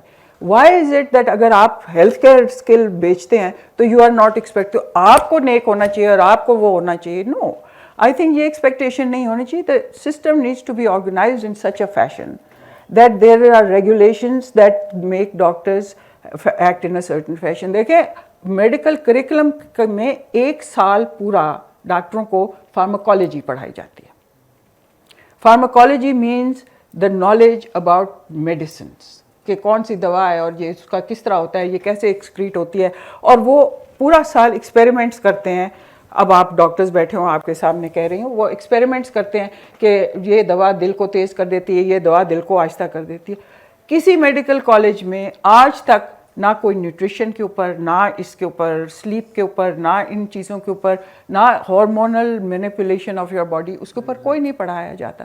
ٹھیک, پریونشن کی بات ہی کوئی نہ کرے. میں نے جب میڈیکل کالج پاس کیا تھا تو میں نے اپنی I was a reasonably good student, اور مجھے ڈاکٹر بلقیس فاطمہ ایک بہت فیمس آبسٹیٹیشین ہوتی تھی, مجھے ان کے ساتھ ملی تھی ہاؤس جاب کرنے کے لیے. تو میں نے جب وہ چھوڑ دیا اور میں نے کہا میں پبلک ہیلتھ کروں گی, تو میرے گھر والوں نے مجھے کہا کہ تو نمبر بھی لینی سے تے پھر بھی تو ہے کرنی پئی ہے کہ ہو جائے کام ہے کرن دا. ڈاکٹری تے اصل ڈاکٹری تے جو ہے وہ ہے ہوندی ہے. تو جب آپ کے اصل ڈاکٹری کا ماڈل جو ہے وہ یہ ہے, تو then you know that is how the doctors are going to. So this is that it needs a policy change and it needs a thinking and it needs all of that. میں ایک چھوٹی سی اور آپ کو اور انیکڈوٹل بات بتاتی ہوں اس ملک کی. اس میں ہمارے فاطمہ جناح کی ہم لوگوں کا ایک کلینکس ہیں جو ہم رن کرتے ہیں, تو وہاں پہ مجھے ڈائبٹیز کلینک میں انہوں نے کہا کہ تم ہمارا ڈائبٹیز کلینک رن کرو. تو you know I ran that clinic for about 2 months. تو میں مریضوں کو دیکھتی تھی جو ڈائبٹیز کے آتے, اور وہ باقی ساری ڈاکٹرنیاں جو تھیں وہ you know they are people who are retired professor of endocrinology and professor of pathology and professor of surgery and professor, تو all of us were working.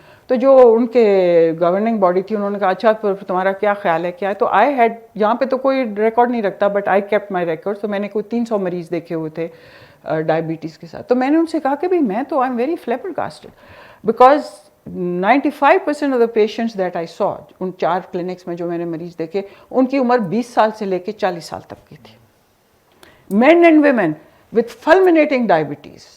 وہ 3 مہینے, اور وہ ہمارے اس کلینک میں آ رہے ہیں پچھلے 2 سال سے. 2 سال پہلے وہ 15 یونٹس انسولین کے لے رہے تھے, اب وہ 30 یونٹس انسولین کے لے رہے ہیں. تو میں نے ان سے پوچھا کہ ہمارے پاس بوڑھے لوگ کیوں نہیں ڈائبٹیز کے ساتھ آتے ہیں. تو nobody could answer that question. So I started asking those people کہ بی بی تمہارے گھر میں اور کوئی نہیں. کہتے ہیں ہاں جی بابا جی نو سی مگر جی وہ پھر مر گئے, وہ اماں جی نو سی انہاں دی جی شریان پھٹ گئی تے وہ مر گئے. مطلب all old people were dead and these people who are now I am caring for اگلے 10 سال میں انہوں نے بھی مر جانا. سو مزے کی بات یہ تھی کہ جتنے ان کے بوڑھے رشتے دار, پھر میں نے ان کو کہا کہ کون ہے گھر میں لے کے, اور جی ایک چاچی ہے اس لے کے.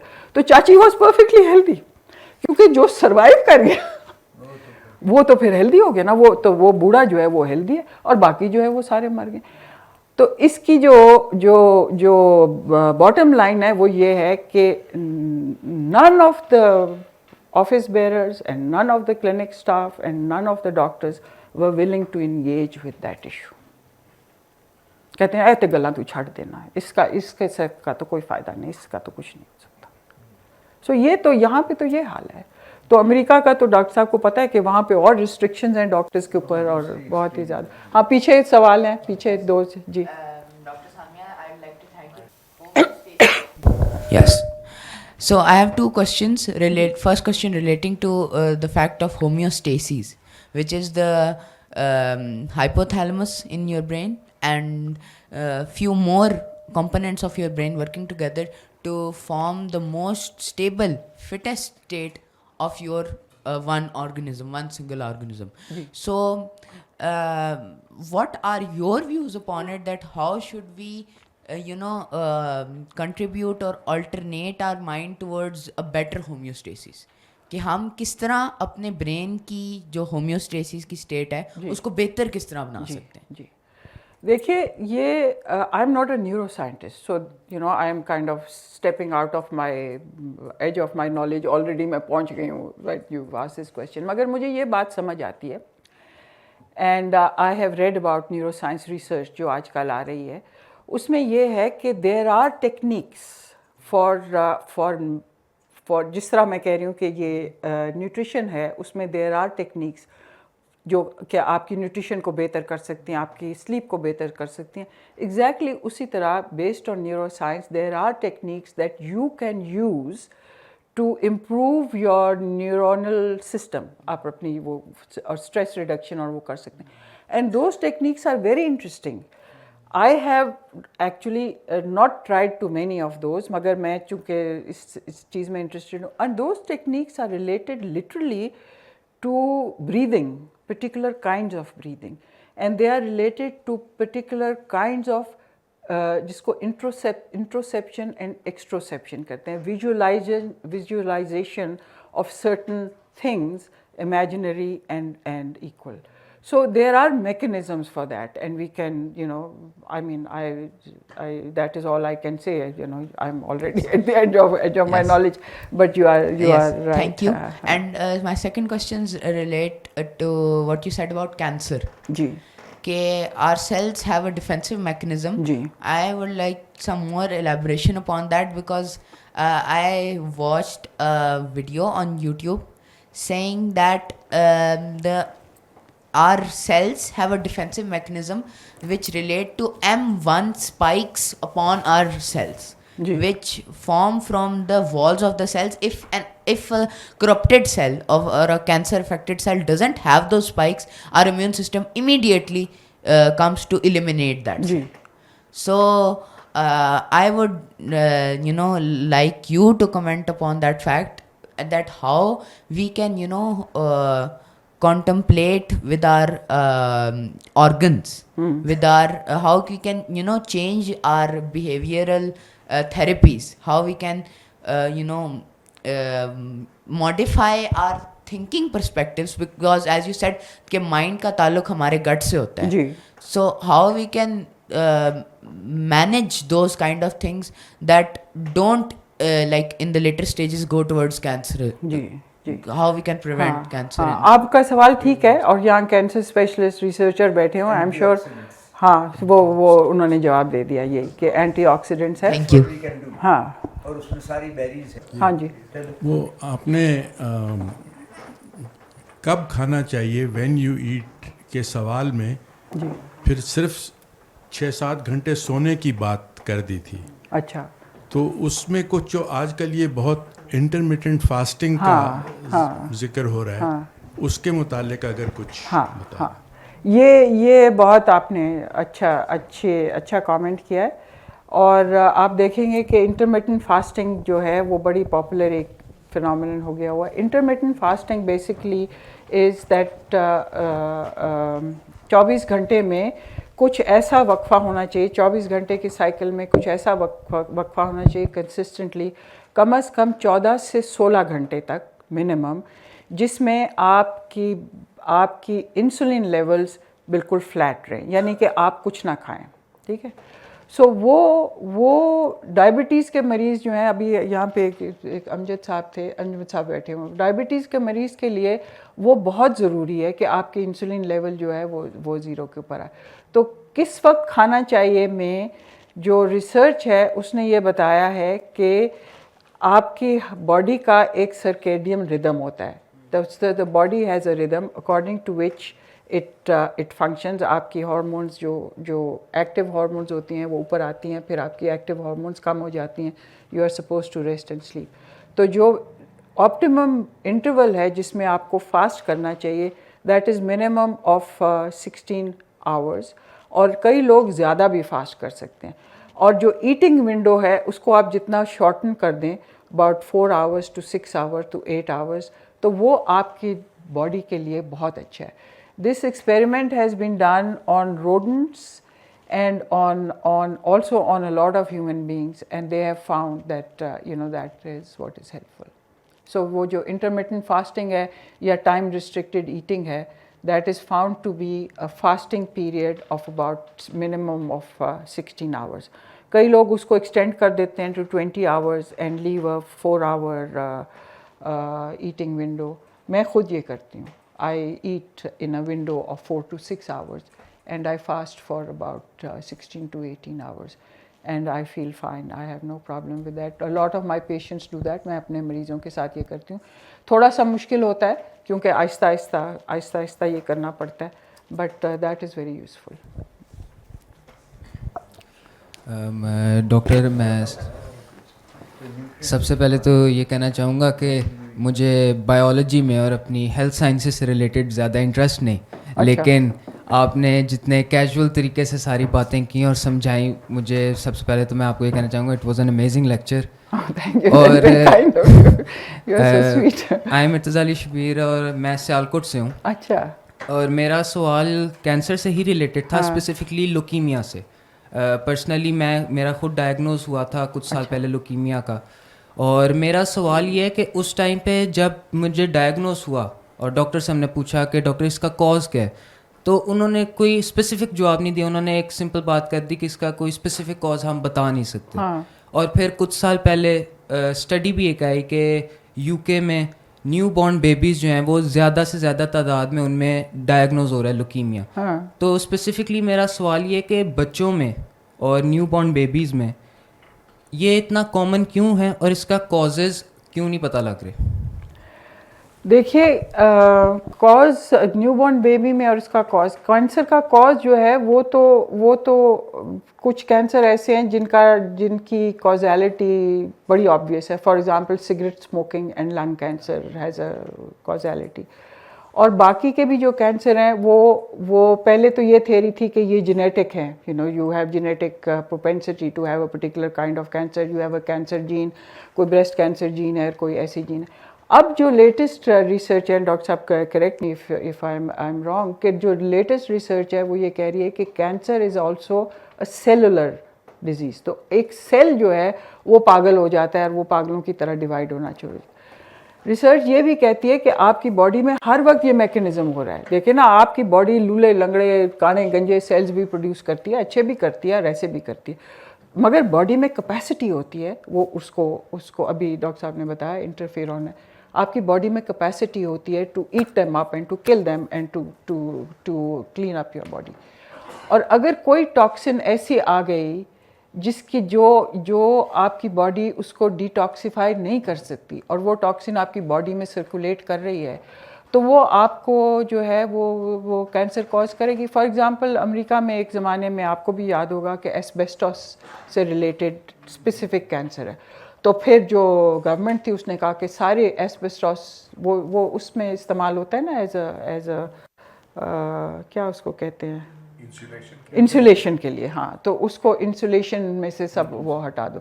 So there are some things that are directly related. और इसीलिए सिगरेट के पीछे आपको पता है जो अमेरिकन गवर्नमेंट जो थी सिगरेट कंपनीज के पीछे पागलों की तरह 25-30 साल पड़ी रही. उनको बोल के लड़ के लोग लड़े कि भाई सिगरेट कॉजेज कैंसर. तो and a lot of the deaths that have been reduced in cancer are attributed actually to that phenomenon. So there are some, कई ऐसे कैंसर हैं जिसमें साफ कॉजैलिटी है, कई ऐसे कैंसर हैं जिसमें एक जनरल टॉक्सिसिटी अगर आपकी बॉडी में हो और आपकी बॉडी में कैपेसिटी नहीं हो उसको ख़त्म करने की. सो which is why I always say to my patients कि आपका अगर आप इलाज भी करवाते हैं, फॉर एग्जांपल ये कोविड से के ज़माने में मैंने काफ़ी कोविड में काम किया है, इसका लम्स यूनिवर्सिटी के लिए भी और काफ़ी रिसर्च में पार्टिसिपेट किया. तो ये समझ आई है कि आपका, और कोविड में देखें अब कितना रेंज था. कई लोग थे वो कहते थे मुझे तो पता ही नहीं था, हमने उनको टेस्ट किया तो उनकी एंटीबॉडीज़ निकल आई. वो कहते थे मुझे तो पता ही नहीं था कि मुझे कोविड हुआ. कई कहते हैं हाँ मुझे पता था मुझे हुआ, मगर मुझे 2 दिन बुखार आया और खांसी आया फिर मैं ठीक. And there are some people who die, जो वेंटिलेटर्स के ऊपर चले गए थे, उनकी सांस नहीं उठ, तो वो उनके इम्यून सिस्टम की रिस्पॉन्स है ना. Somebody had a good immune system, somebody had a reasonably good immune system and somebody had a poor immune system. So I am firm believer in this, और डॉक्टर साहब भी बैठे हैं जो ज़्यादा मुझसे इस पे जानते हैं कि आपका अपना इम्यून सिस्टम और आपकी अपनी बॉडी जो है उसको अगर आप मेंटेन करें और अपने इम्यून सिस्टम को स्ट्रेंथन रखें तो a lot of these problems will be taken care of. सो जो लुकीमियाज हैं, I don't know of hand कि मैं आपको, मुझे उसकी कॉज का इतना नहीं पता है. हाँ, आपका क्योर हो गया ना. हाँ हाँ, कैन बी क्योर. अस्सलामुअलैकुम, मेरा नाम हाजिक रहमान है और मैं 4th ईयर MBBS का स्टूडेंट हूँ. میں آپ کو پوچھنا چاہتا تھا, ایک جنرل بات کرنا چاہتا تھا کہ 4th ایئر میں ہم جیسے ہم کمیونٹی میڈیسن پڑھتے ہیں اور پبلک ہیلتھ کی ریلیٹڈ باتیں پڑھتے ہیں, تو بیسکلی یہ میں جاننا چاہ رہا تھا کہ ہم ایز اے اسٹوڈنٹس اس کو بہت بورنگ سبجیکٹ سمجھتے ہیں اور کہتے ہیں کہ بہت زیادہ یہ امپریکٹیکل ہے پبلک ہیلتھ کی باتیں, پریونشن کی, کیونکہ پبلک میں وہ جو ہے نا اتنا زیادہ ٹینجیبل نہیں ہے. تو as a student, as a جو پبلک ہیلتھ میں انٹرسٹ رکھتا ہے, جو اور بھی وائڈر آڈینس میں جو بھی ہمیں سن رہے ہوں گے جو سمجھتے ہیں کہ پبلک ہیلتھ میں آنا چاہیے, تو ان کے بارے میں آپ ان کو کیا کہنا چاہتی ہیں کہ what's practical aspect about it? مجھے آپ پہ بڑا پیار آ رہا ہے, بیچارہ کہ میں پھنس گیا. دیکھیں چکر یہ ہے کہ پبلک ہیلتھ اور کمیونٹی میڈیسن کو جو آپ سمجھ رہے ہیں نا, آپ بالکل ٹھیک سمجھ رہے ہیں. You are not wrong, so don't let anybody tell you that you are wrong. آپ اس کو بالکل وہ ٹھیک سمجھ رہے ہیں, کیونکہ جس طرح یہاں پہ کمیونٹی میڈیسنز آپ کو پڑھاتے ہیں, community medicine basically is an extension of the hospitals out patient system. کہ آپ نے مریض ہسپتال میں لا کے نہیں دیکھے تو آپ نے باہر جا کے مریض دیکھ لی. So community medicine basically doesn't mean کہ آپ نے ایک مریض کو کمیونٹی میں دیکھنا ہے. Community medicine and public health basically means that how do you organize the overall health system in such a fashion that it meet the needs of your population. اب جس طرح آپ پبلک ہیلتھ سسٹم, میں نے امریکہ میں بھی public health system میں کام کیا, جس طرح آپ وہاں پہ پبلک ہیلتھ سسٹم آرگنائز کریں گے, آپ یہاں پہ نہیں وہ کریں گے, بیکاز وہاں پہ پاپولیشن کی نیڈس بہت ڈفرینٹ ہیں اور یہاں پہ پاپولیشن کی نیڈس بہت ڈفرینٹ ہے. وہاں پہ انفراسٹرکچر بہت ڈفرینٹ ہے, یہاں پہ انفراسٹرکچر بہت ڈفرینٹ ہے. وہاں پہ لوگوں کی ایجوکیشن لیول بہت ڈفرینٹ ہے, یہاں پہ ایجوکیشن لیول بہت ڈفرینٹ ہے. So when you study public health and community medicine, you have to learn the skills to plan and organize large systems. So اس میں یہ کر کے تو آپ بالکل میں آئی ایم اپ فرنٹ سینگ کہ یہ بہت خراب چیز ہے. خراب تو نہیں ہے, یوزفل ہے آپ کو پڑھا, but this is not basically public health. مگر اب انفارچونیٹلی کیا کیا جائے. دوسرا یہ ہے کہ اس پہ اس لیے بھی زیادہ کوئی وہ نہیں دیتا جو پالیسی میکرز ہیں, جو کریکولم ڈیزائنرز ہیں, because public health doesn't earn you much money. What earns you money is in the model and in the industry that the healthcare industry is this disease based curative medicine.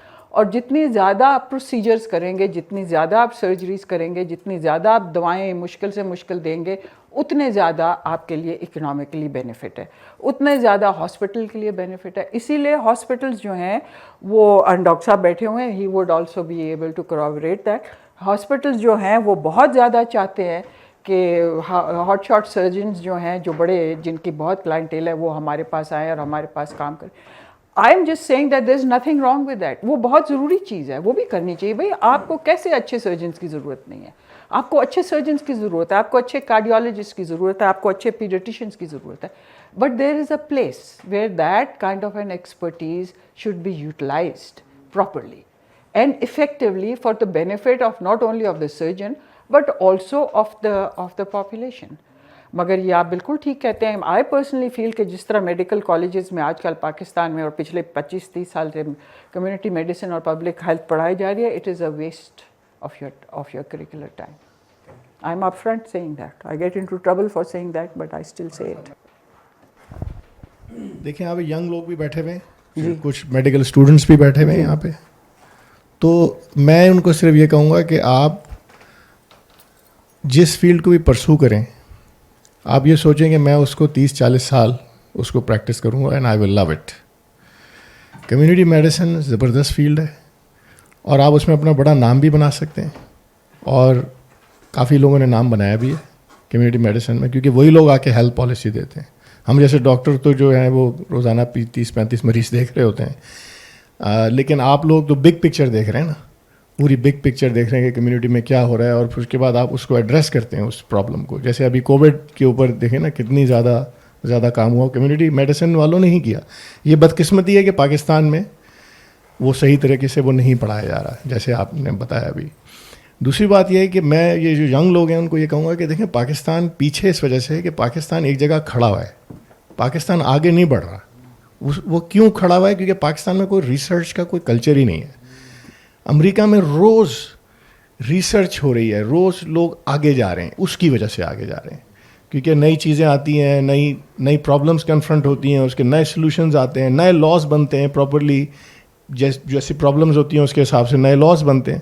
ہمارے یہاں تو یہ ملک ایک جگہ پہ کھڑا ہوا ہے. تو ینگ لوگوں کو اور ریسرچ کرنا کوئی اتنا مشکل کام نہیں ہے. آپ جیسے لوگ جو کہ ریسرچ کر چکے ہیں اور کر سکتے ہیں, آپ لوگوں کو ان کو گائیڈ کرنا چاہیے, اور وہ کلچر یہاں پہ ڈیولپ ہونا چاہیے. اور اس کو اس لیے نہیں کہ آپ اپنے آپ کو سیلف ایڈورٹائز کر رہے ہیں یا پروموٹ کر رہے ہیں. It is a very rewarding thing. جب آپ ریسرچ کرتے ہیں, پھر کچھ لکھتے ہیں, اس کو سمجھتے ہیں, it is a very rewarding for your own self. تو اور دوسری بات ہے, پھر then it gives community service. Ultimately جیسے آپ جو انفارمیشن دے رہی ہیں وہ اسے کمیونٹی سرو کر رہی ہیں نا, مطلب ایک اچھائی لے کے آ رہی ہیں اپنی کمیونٹی کے اندر. ریسرچ کے اوپر تو I think I let Parvez speak about research in Pakistan. This is not. I have absolutely nothing. I've been just fascinated by what you've been saying. ہاں جی کہیے. ہاں جی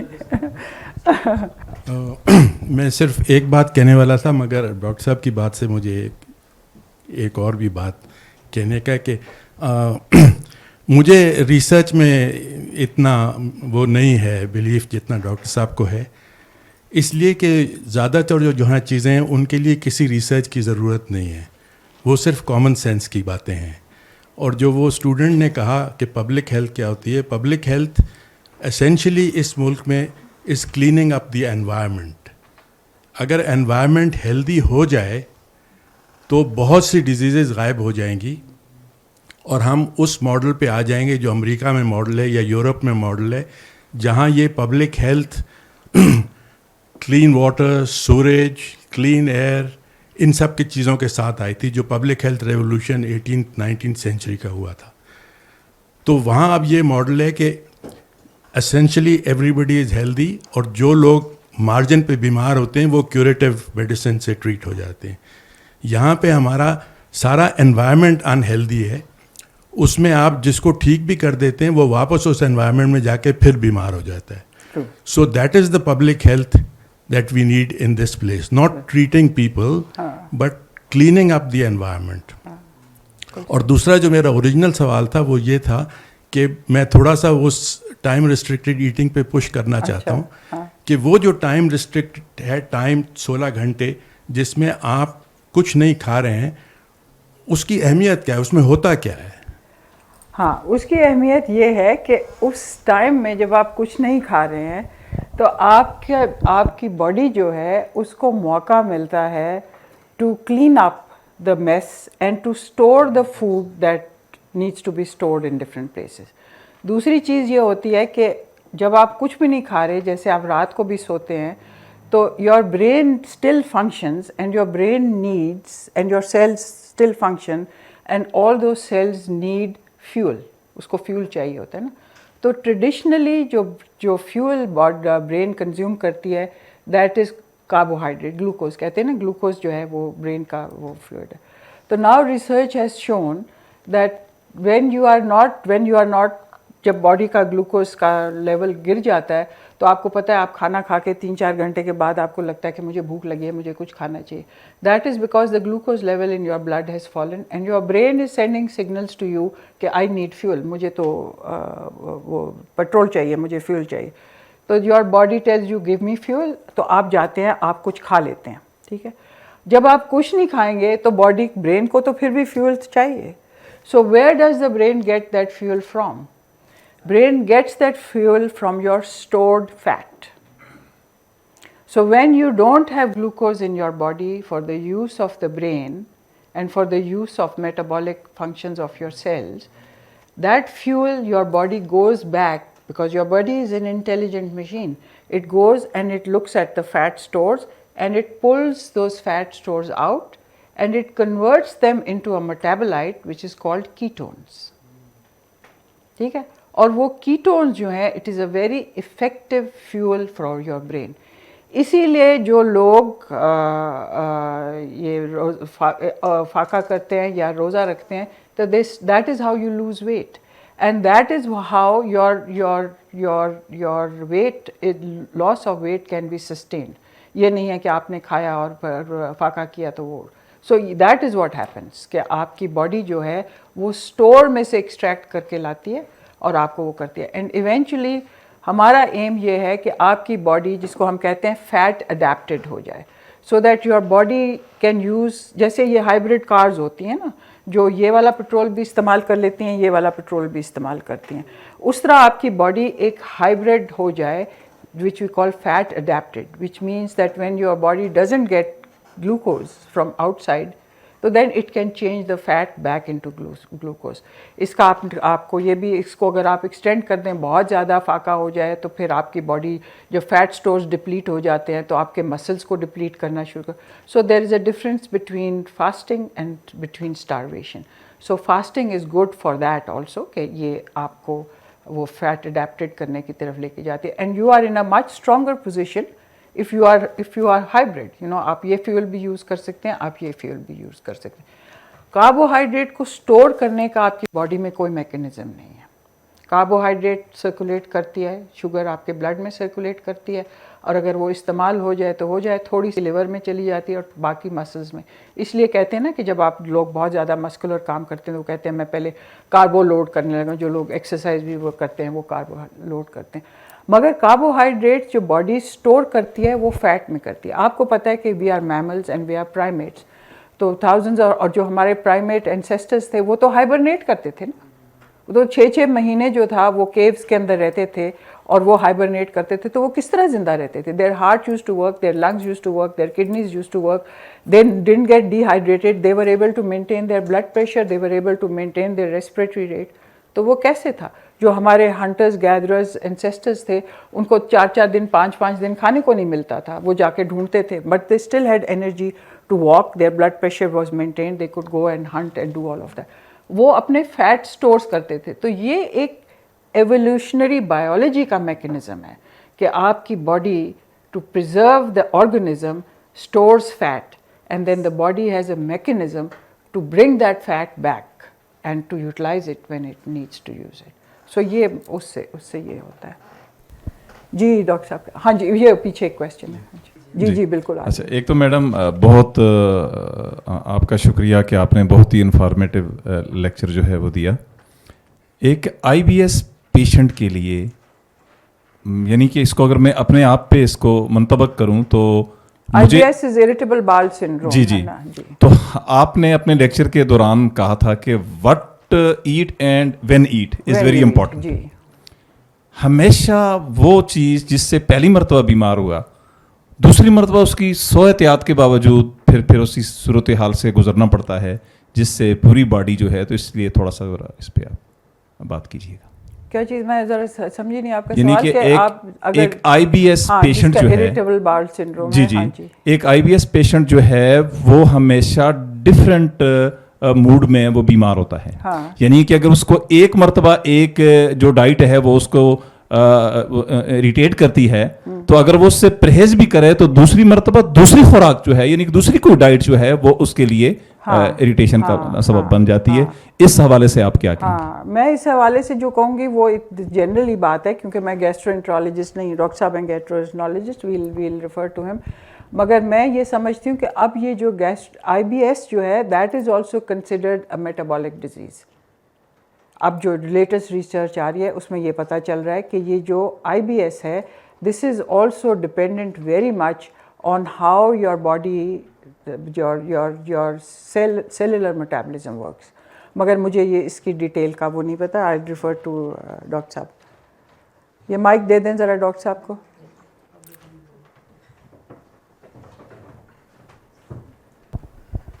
एक्चुअली एक साहब ने पीछे कोई कमेंट किया था in response to what I said, तो मैं उसके बारे में पहले कमेंट कर दूं. उन्होंने कहा कि कॉमन सेंस की ज़रूरत है, रिसर्च की ज़रूरत नहीं है. कॉमन सेंस से हमें बड़े एनेक्डोट्स पता लगते हैं कि ऐसा सही है, ऐसा नहीं है. रिसर्च से हमें प्रूफ मिलता है कि वो चीज़ सही है या नहीं है, इसलिए हम रिसर्च करते हैं. कॉमन सेंस इस्तेमाल करनी चाहिए, लेकिन it's not replacement of structured research. जो कि इन अदर वर्ड्स जिस कम्युनिटी में हम रहते हैं, तो उस कम्युनिटी की जो प्रॉब्लम्स हैं उसके अंदर हम डेटा गैदर करते हैं और उसके बाद उस डेटा से एक प्रॉपर साइंस से एक कंक्लूजन निकालते हैं जो कि रिप्रोड्यूसिबल होता है टू दैट कम्युनिटी. इसलिए रिसर्च करना बहुत ज़्यादा ज़रूरी है. एक तो ये मैं कहना चाह रहा था. और इसी के हवाले से मैं कहता हूँ कि इरिटेबल बाउल सिंड्रोम में उन्होंने कोई डाइट की बात की, तो रिसर्च से साबित हुआ, एक डाइट है fought map diet. There are certain carbohydrates जो आप खाते हैं जो हजम नहीं होते, they produce gas and bloating and diarrhoea. और रिसर्च से ही वो साबित, उनको कहते हैं हम ओलिगोसैकेराइड्स होते हैं और पॉलीसैकेराइड्स होते हैं, फॉड मैप. और वो फिर हमने रिसर्च से ये साबित किया कि आप अगर वो कुछ चीज़ें अपनी डाइट से हटा दें तो आपकी जो सिम्टम्स हैं इरिटेबल बाउल सिंड्रोम की वो कम हो जाएंगी, यानी कि ब्लोटिंग और गैस, डायरिया, कॉन्स्टिपेशन जो हो रहा है वो कम हो जाएगा. और ये भी मैं आपको बता दूं इरिटेबल बाउल सिंड्रोम के हवाले से कि हमारी अपनी क्लिनिक में 40% लोग code and code irritable bowel syndrome type symptoms के साथ प्रेजेंट करते हैं. फैमिली प्रैक्टिस में भी यही होगा. और ये जो सारे इश्यूज हैं इनको अब हम इरिटेबल बाउल नहीं कहते, इसको कहते हैं disorder of gut brain interaction. इसका नाम हमने अब रखा है disorder of gut brain interaction, क्योंकि जैसे मैंने बताया कि गट और ब्रेन में एक ताल्लुक है, क्योंकि दोनों, ब्रेन तो है ही नर्व से बना हुआ, गट is also very richly supplied with nerves. Anything that affects the gut, that affects the mind, and anything that affects the mind, that affects the gut. 33 diagnoses हैं अब disorder of gut brain interaction में. One of them is irritable bowel syndrome. और उसका जो इलाज है वो patient से बात करने से होता है, उसकी बात समझने, लिसनिंग से होता है.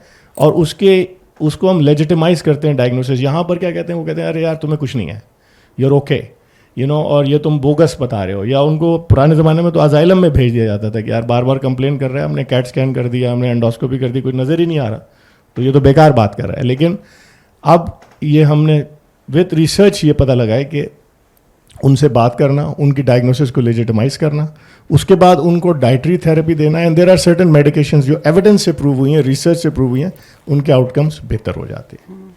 देखिए, जो डॉक्टर साहब ने ये सही बात की है कि जो गट ब्रेन कनेक्शन है, क्योंकि आपकी वेगस नर्व नीचे तक बिल्कुल आती है, gut brain connection is very critical. और इरिटेबल बाउल में आप अपना खाना बेशक बदल दें, मगर कई चीज़ें आती हैं जो मेरे पेशेंट्स हैं जिनको ये, वो कहते हैं जी हाँ रोटी मैंने ये छोड़, मगर रोटी, so it's quite possible, a lot of people have gluten, ये जो प्रोटीन इसमें आटे में होती है, हम रोटी हर चीज़ के साथ खाते हैं.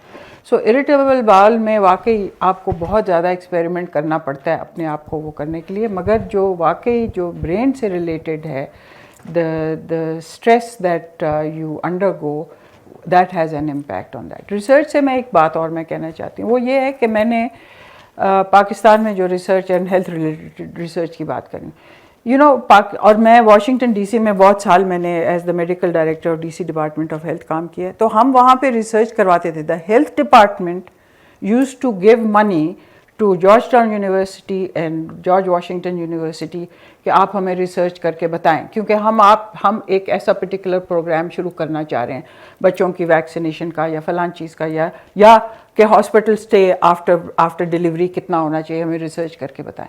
वो हमें रिसर्च करके बताते देते, तो we use to use that research in our policy making. ठीक है, अब पाकिस्तान में पॉलिसी कैसे बनती है, हेल्थ पॉलिसी कैसे बनती है, मैं आपको बता दूं कैसे बनती है, मुझे ज़्यादा बेहतर परवेज़ को पता है कि यार पॉलिसीज़ कैसे बनती. Health policy, and I have sat in many meetings in that health policy. वो जो पुराना PC1 होता है उसको उठा के कट एंड पेस्ट करके अगला PC1 जो है वो बस बन गया, या फिर WHO ने ये कहा करना और USAID ने कहा कि ये कहा करना, वो हमें $2 मिलियन दे रहे हैं और वो कहते हैं कि आपने ये करना है तो हम कर देंगे, फलाने $1 मिलियन दे रहे हैं तो हम ये कर देंगे, और पॉलिसी बन जाती है. ठीक है, तो why do you do research, why do you do research इन पाकिस्तान. दूसरा ये है कि ये जो हेल्थ रिलेटेड इंफॉर्मेशन है ये तो कंसिस्टेंट हर जगह के ऊपर है ना, कि जो इन्वायरमेंटल क्लिनलीनेस है, क्लीन वाटर एंड सैनिटेशन, जो 19th सेंचुरी की 1890 में 1870 में जब भी ये पहली health reform, health medical reform पहली जो थी इंग्लिस्तान में आई थी, that was basically a sanitation reform, and that was led by doctors, not sanitation workers. that was led by doctors, it was a sanitation reform, क्योंकि एक जगह पे बहुत सारे बच्चों को कॉलरा हो रहा था और वो हर वक्त डॉक्टर के उसमें जा, so they found out कि बच्चों को कॉलरा हो रहा है from this contaminated water well और sanitation, और वो sanitation का वो था, तो उन्होंने डॉक्टरों ने अपने दफ्तर सारे बंद कर दिए और उन्होंने कहा कि हम ये बिल्कुल नहीं करेंगे जब तक कि ये sanitation reform नहीं होगी. तो that was the pressure to reform this. America में भी ये हुआ जब ये टेनेमेंट हाउसिंग थी और जब ये इमिग्रेंट्स आए और सब क्लोज क्वार्टर्स में रहते थे तो टाइफस और ये सब चीज़ होता था, तो वो रिफॉर्म जो थी वो वहाँ से शुरू हुई कि भाई हमें क्लीन एयर चाहिए, हमें एयर शैफ्ट चाहिए, हमें साफ़ पानी चाहिए, हमें सैनिटेशन चाहिए. तो वो सैनिटेशन रिफॉर्म्स थी. तो वो that is a very large component of health care. आपकी जो इंफ्रास्ट्रक्चर है, मैं आपको एक छोटी सी एक और कहानी बताती हूँ. वाशिंगटन डीसी में हम लोग वहाँ पे हर बच्चे को जब स्कूल जाने से पहले उसकी इम्यूनाइजेशन का वो पूरा होना चाहिए जो स्केड्यूल है, और माँ बाप जो हैं वो, और अगर बच्चा स्कूल ना जाए और घर रह जाए और स्कूल अगर बच्चे की वो पूरी ना हो तो वो उसको आने नहीं देते और बच्चा घर जाए, और बच्चा अगर घर जाएगा तो माँ बाप जेल जाते हैं कि तो आपने बच्चे को घर क्यों रखा हो. तो माँ बाप जो है वो हमारे हेल्थ डिपार्टमेंट के दरवाजे पे आके अगस्त में, सितंबर में स्कूल शुरू होता है तो वो अगस्त में डंडे मारते थे कि हमारे बच्चे को इम्यूनाइज़ करो. तो हमें बहुत सारे इम्यूनाइजेशन क्लिनिक्स खोलने पड़ते थे फ़ौरन, और हमें बहुत सारे वैक्सीनेटर्स ट्रेन करने पड़ते थे. आपको पता है वाशिंगटन डीसी में with in 48 hours I could train 500 vaccinators. How did we do that? On Friday night we used to put the curriculum, training curriculum on the web, the pre test and the post test and the certificate of completion, कि भाई आप ये pre test लें, फिर आप ये course करें training का, फिर आप पोस्ट टेस्ट लें, और अगर आपके 60% या 80% जो भी था उससे ज़्यादा नंबर आ जाते हैं तो आप अपना ये सर्टिफिकेट आपको ऑटोमेटिकली सिस्टम दे देगा. तो जो बच्चे एक्स्ट्रा पैसे बनाना चाहते थे, जो स्टूडेंट्स होते थे या शॉपकीपर्स और whoever wanted to make extra money, they would do that, and on Monday morning outside my office would be 500 people who were ready to be vaccinators. यहाँ पे मैंने एक वैक्सीनेशन प्रोग्राम जो था उसके लिए वैक्सीनेटर्स तैयार किए. आपको पता है मुझे 18 महीने लगे, क्योंकि सबसे पहले आपको लड़कियाँ चाहिए, औरतें चाहिए जो वैक्सीनेटर्स होनी चाहिए. अब तो खैर मर्द होने शुरू हो गए हैं, मगर मैं कोई 10-15 साल 20 साल पुरानी बात करूँ, आपको लड़कियाँ चाहिए. फिर वो लड़कियाँ कम से कम 8-10 जमातें पास होनी चाहिए. तो अब 8-10 जमातें पास कर लड़कियाँ जो, फिर उनके माँ बाप ने इजाज़त देनी चाहिए कि ये काम करें. फिर उनको फिर करिकुलम बनेगा, फिर वो करिकुलम हम USAID से पैसे लेने जाएंगे या हम डिफर्ड से पैसे लेने जाएंगे, वो हमें करें. फिर डिफर्ड का जो पैसे आए हैं तो उसमें कंसल्टेंट भी डिफर्ड का आएगा और वो करिकुलम बनाएगा. I mean, it took 18 months. So the kind of infrastructure, because those people are educated, उनको आपने ये चीज़ें देनी. So ये जो इंफ्रास्ट्रक्चर है और जो environment है जिसमें आप पब्लिक हेल्थ करते हैं, ये पब्लिक हेल्थ ही हो रही थी ना. So that is very important. So ये मैं कह रही. तो बस ख़त्म. अच्छा, मैं सवाल है. एक क्लैरिफिकेशन करना चाह रहा था डॉक्टर साहब से कि मैं उनके साथ मुत्तफिक हूँ कि रिसर्च बहुत ज़रूरी है, मगर मैं जिस चीज़ की बात कर रहा था वो मुख्तलिफ है.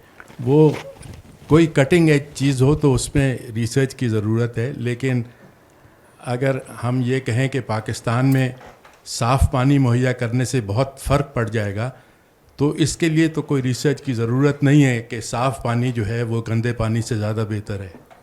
तो मैं ये चीज़ बात कह रहा था. भी ठीक है, ये भी ठीक कह रहे हैं आप. हाँ, और कोई सवाल है? अच्छा, Dr. Saima, I would like to finish off with my last question that relates to psychosomatic pains. Psychosomatic pains? Yes. अच्छा. That are not really present in the body, but your mind stimulates. जिसको phantom pains कहते हैं. Right. So, what are your comments upon it? That how can we neutralize these kind of pains? यार ये बड़ा मुश्किल सवाल आपने किया. डॉक्टर साहब जवाब देना चाहते हैं, आप दीजिए. Disorder of brain gut interaction में तकरीबन एब्डोमिनल पेन के हवाले से कोई 15-20 डायग्नोसिस और हैं. तो उसको पहले साइकोसोमैटिक कहते थे, अब उसको disorder of gut brain interaction कहते हैं. तो पहले जो साइकोसोमैटिक थे उनको अजाइलम में भेज दिया जाता था, अब उनको कम्युनिटी के अंदर इंटीग्रेट करते हैं. हम उनको मेडिकेशंस देते हैं जिनको आप एंटी डिप्रेसेंट्स और एंटी साइकोटिक्स और एंटी एंग्जाइटी एजेंट्स कहते हैं, लेकिन हम उनको वो नहीं कहते, हम उनको न्यूरो मॉड्यूलेटर कहते हैं. उसकी वजह यह है कि आपकी बॉडी में सर्टन केमिकल्स होते हैं, जैसे कि सेरोटोनिन का नाम सुना होगा आपने, اور اس کے علاوہ آپ کی باڈی میں ڈوپامین ہوتی ہے, ایپینیفرین ہوتی ہے, برین میں بھی ہے, گٹ میں بھی ہے, اور ان کا جو ہے نا بیلنس کچھ تھوڑا سا آف ہو جاتا ہے. تو یہ جو میڈیکیشنز ہیں بہت کیئرفلی دی جاتی ہیں, دے ایکچولی آر انڈیکیٹڈ, وہ سائیکوسومیٹک پین کو کم کر دیتی ہیں. اور اس کے اوپر اگین بہت ساری ریسرچ ہے, اور یہ بھی سمپل سوال ہے, لیکن سمپل سوال کے لیے بھی ریسرچ کرنی پڑتی ہے, ٹھیک ہے نا. تو اس کا پھر جواب اسی سے ملتا ہے. ڈلاکسٹین ایک میڈیکیشن ہے جو ہم یوز کرتے ہیں, ٹرائیسیکلک اینٹی ڈپریسنٹس ہے, very effective pain medications for this kind of quote and quote psychosomatic. اس کا میکینزم جو ہے وہ پوسچولیٹڈ میکینزم ہے کہ and people who are paralyzed have pain in a paralyzed limb. People who have amputated limbs, उनको they have pain, जिसको phantom pains कहते हैं कि limb तो نہیں ہے मगर उनको pain हुई. सवाल मेरा आपसे है, ECG, does that have any validity? Electroconvulsive therapy. ECT پہلے تو کرتے تھے, سیویئر ڈپریشن وغیرہ میں اس کا کافی رول تھا. ابھی مجھے نہیں پتا کہ کتنی ECT کی جا رہی ہے, لیکن it was very effective. It's not very popular now. Yeah. مگر it was found to be equally effective as a placebo in previous times.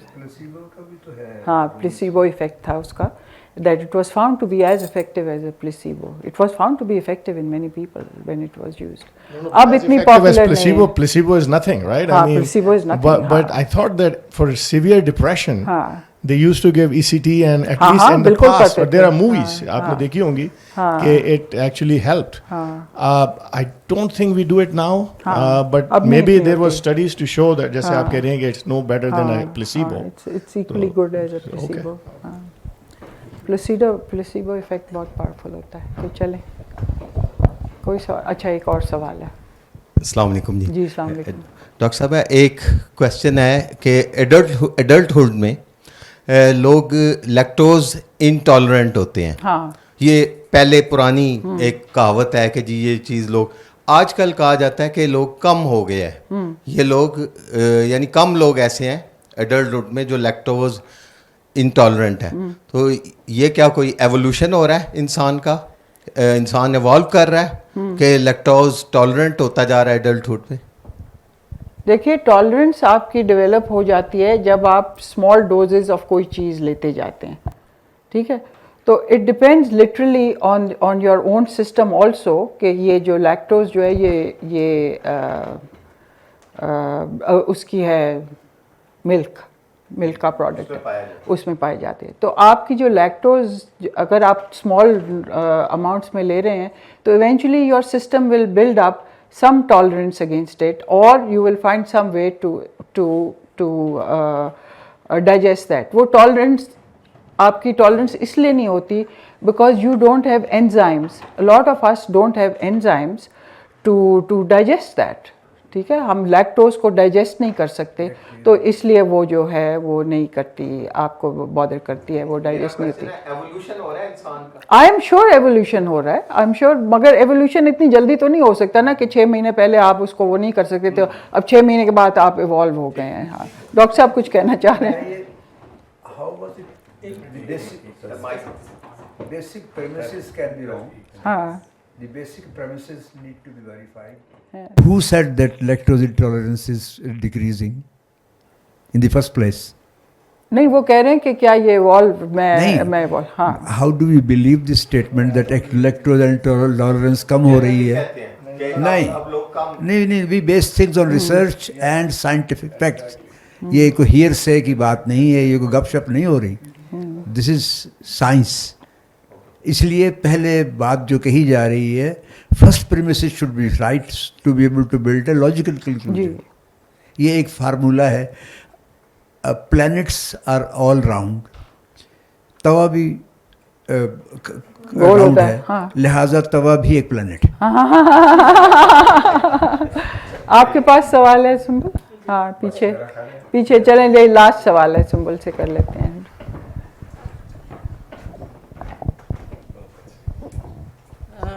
Being a diabetic myself, I would like to ask you about the intermittent fasting. I tried to fast even this Ramzan, but sometimes I go into hypoglycemia. You know the symptoms ji, of hyposweating ji, and ji, ji, tremors बिल्कुल, and हाँ, irritable. हाँ, हाँ, So, is intermittent fasting good for diabetics? हाँ. I actually believe it is, because for diabetics it is imperative that there are periods in a day when their insulin remains as close to baseline as possible. It is imperative for them. Okay, then how do you avoid hypoglycemia? हाँ, मगर hypoglycaemia avoid करने के लिए फिर आपको वही मैं कहती हूँ ना कि मैनिपुलेशन करनी पड़ती है of the amount of carbohydrates you eat and when you eat and how much you eat. So which is why for diabetics intermittent fasting has to be done under the supervision and care of a physician. I tell my patients कि आप खुद करने की कोशिश ना करें because वो diabetics जो है वो hypoglycemia में बिल्कुल चले जाते हैं, मगर it is found to be very useful and very effective in diabetics. Thank you. चलें जी, thank you very much.